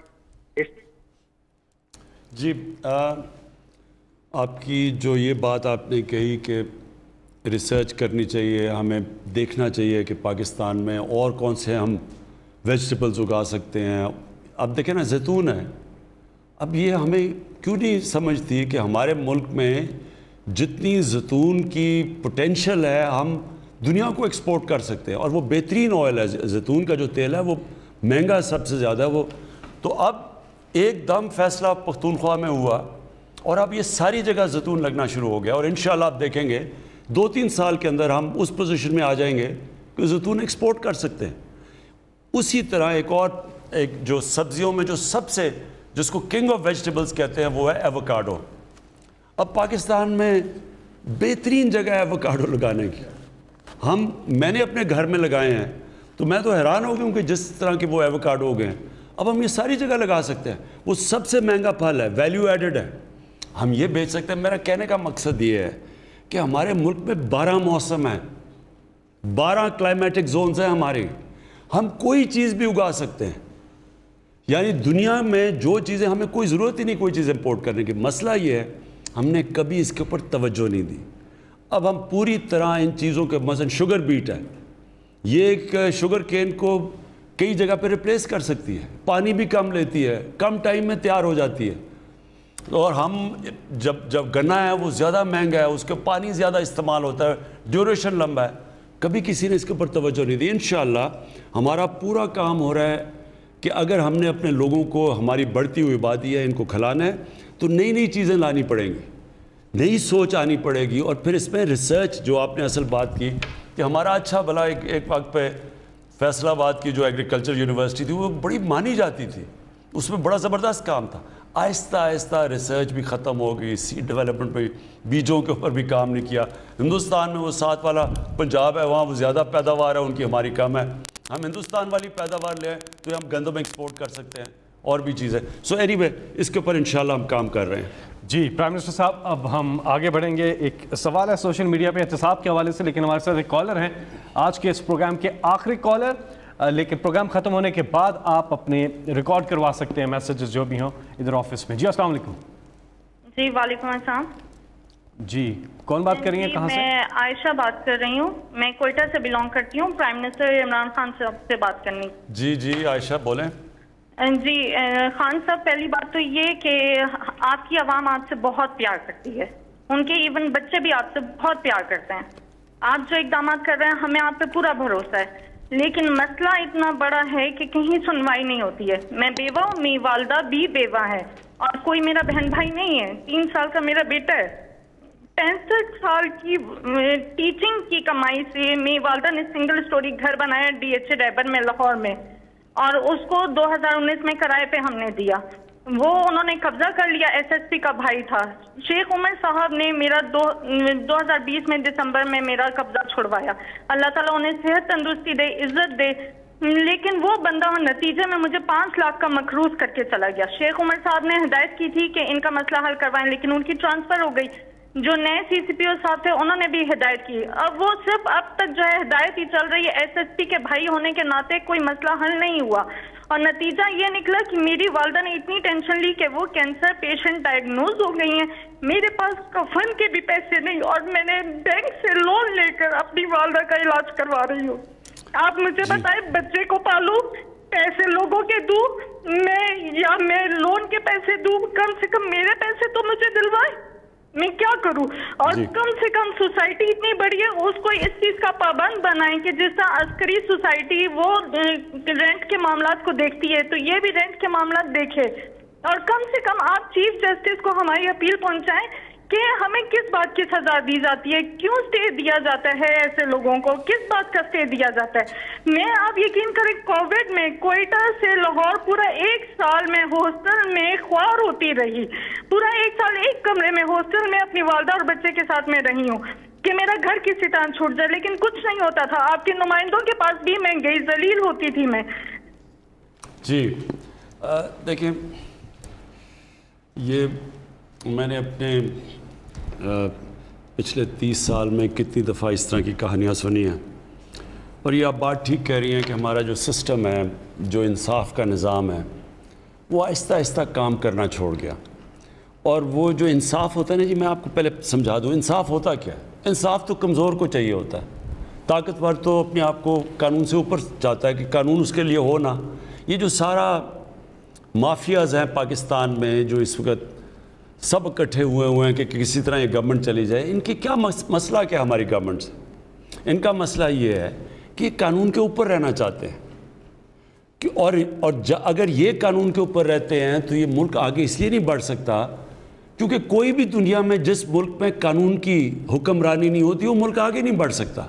جتنے بھی ملک آگے بڑھے ہوئے ہیں, کیونکہ جس کا بھی واسطہ پڑا ہے باہر ایڈوانسڈ سویلائزڈ ترقی یافتہ ملکوں کو دیکھنے کا, تو ان میں ایک چیز ہوتی ہے قانون کی حکمرانی, کوئی قانون کے اوپر نہیں. وہاں مافیاز نہیں کام کر سکتے, وہاں قبضہ گروپ نہیں چل سکتا, وہاں آپ کو سفارشیں نہیں چاہیے ہوتی.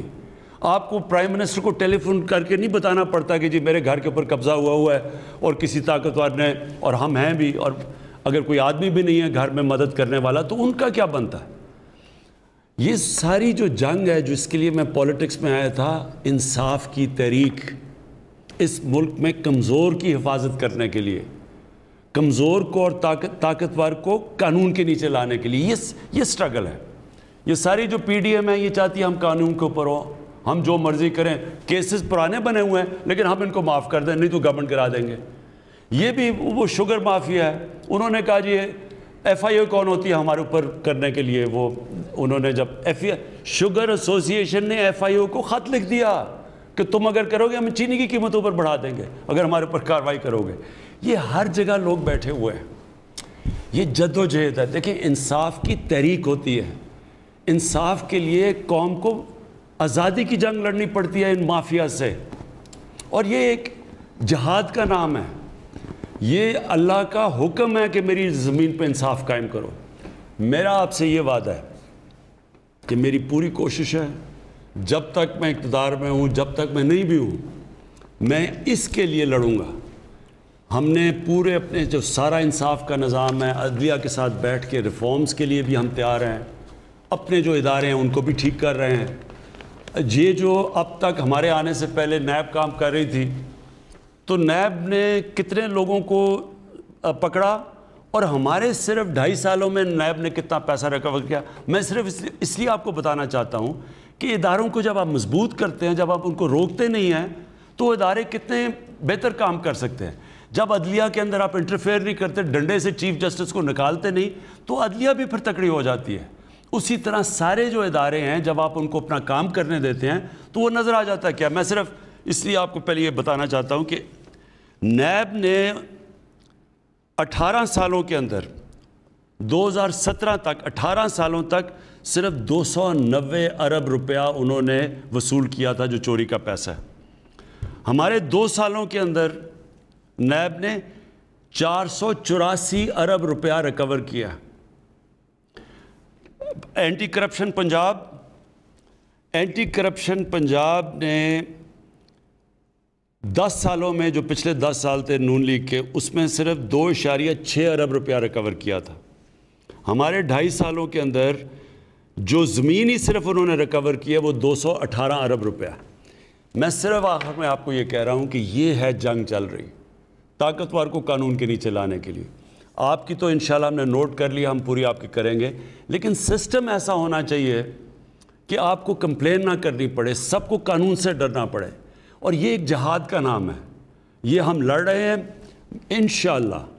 جس طرح جا رہا ہے, جس طرح میں نے آپ کو بتایا کہ یہ طاقتور لوگوں سے پیسے وصول کیے ہیں, یہ کبھی پاکستان میں پہلے نہیں ہوا. اتنے طاقتور لوگ جب جیل میں جا کے پھر دھمکیاں دیتے کہ عمران خان تمہیں بھی ہم دیکھ لیں گے, یہ پہلے کبھی انہوں نے جیلوں کے چکر نہیں لگائے. یہ اس دور میں ہو رہا ہے اور پہلی دفعہ آپ دیکھ رہے ہیں. اور اصل میں یہ چینج یہ ہے کہ طاقتور کے اوپر ہم اڑے ہوئے ہیں کہ ان کو ہم نے قانون کے نیچے لے کے آنا ہے. کسی سے زیادتی نہیں کرنی, کسی کے اوپر غلط کیسز نہیں بنانے, لیکن جو انہوں نے اس ملک سے فراڈ کیے ہیں, چوریاں کیے ہیں, ڈاکے مارے ہیں, جرم کیا ہے, ان کو اس جرم کی سزائیں دلوانی. یہ ہم کامیاب ہوتے جائیں گے انشاءاللہ. جیسے ہم کامیاب ہوں گے یہ خود ہی ملک بدلتا جائے گا. یہ جو چھوٹے چھوٹے نیچے قبضہ گروپ بیٹھے یہ خود ہی ڈر جائیں گے سارے, جب انہیں پتہ چلے گا کہ اب کوئی سفارش نہیں چلے گی. یہ قبضہ گروپ اس لیے کامیاب ہو جاتے ہیں کہ ان کو پولیس کی پروٹیکشن مل جاتی ہے, طاقتور کوئی ایم این اے پروٹیکٹ کر لیتا ہے, اس لیے کام کرتے ہیں. لیکن جب ان کو یہ پتہ چلے گا کہ اس ملک میں کسی قسم کی سفارش نہیں چلے گی, انصاف ملے گا, یہ خود ہی ختم ہو جائے گا سارا جو قبضہ گروپ ہے. جی, جن لوگوں کی کال نہیں مل سکی, آئندہ آپ سے ملاقات ہوگی. اپنا خیال رکھیے گا. پاکستان زندہ باد.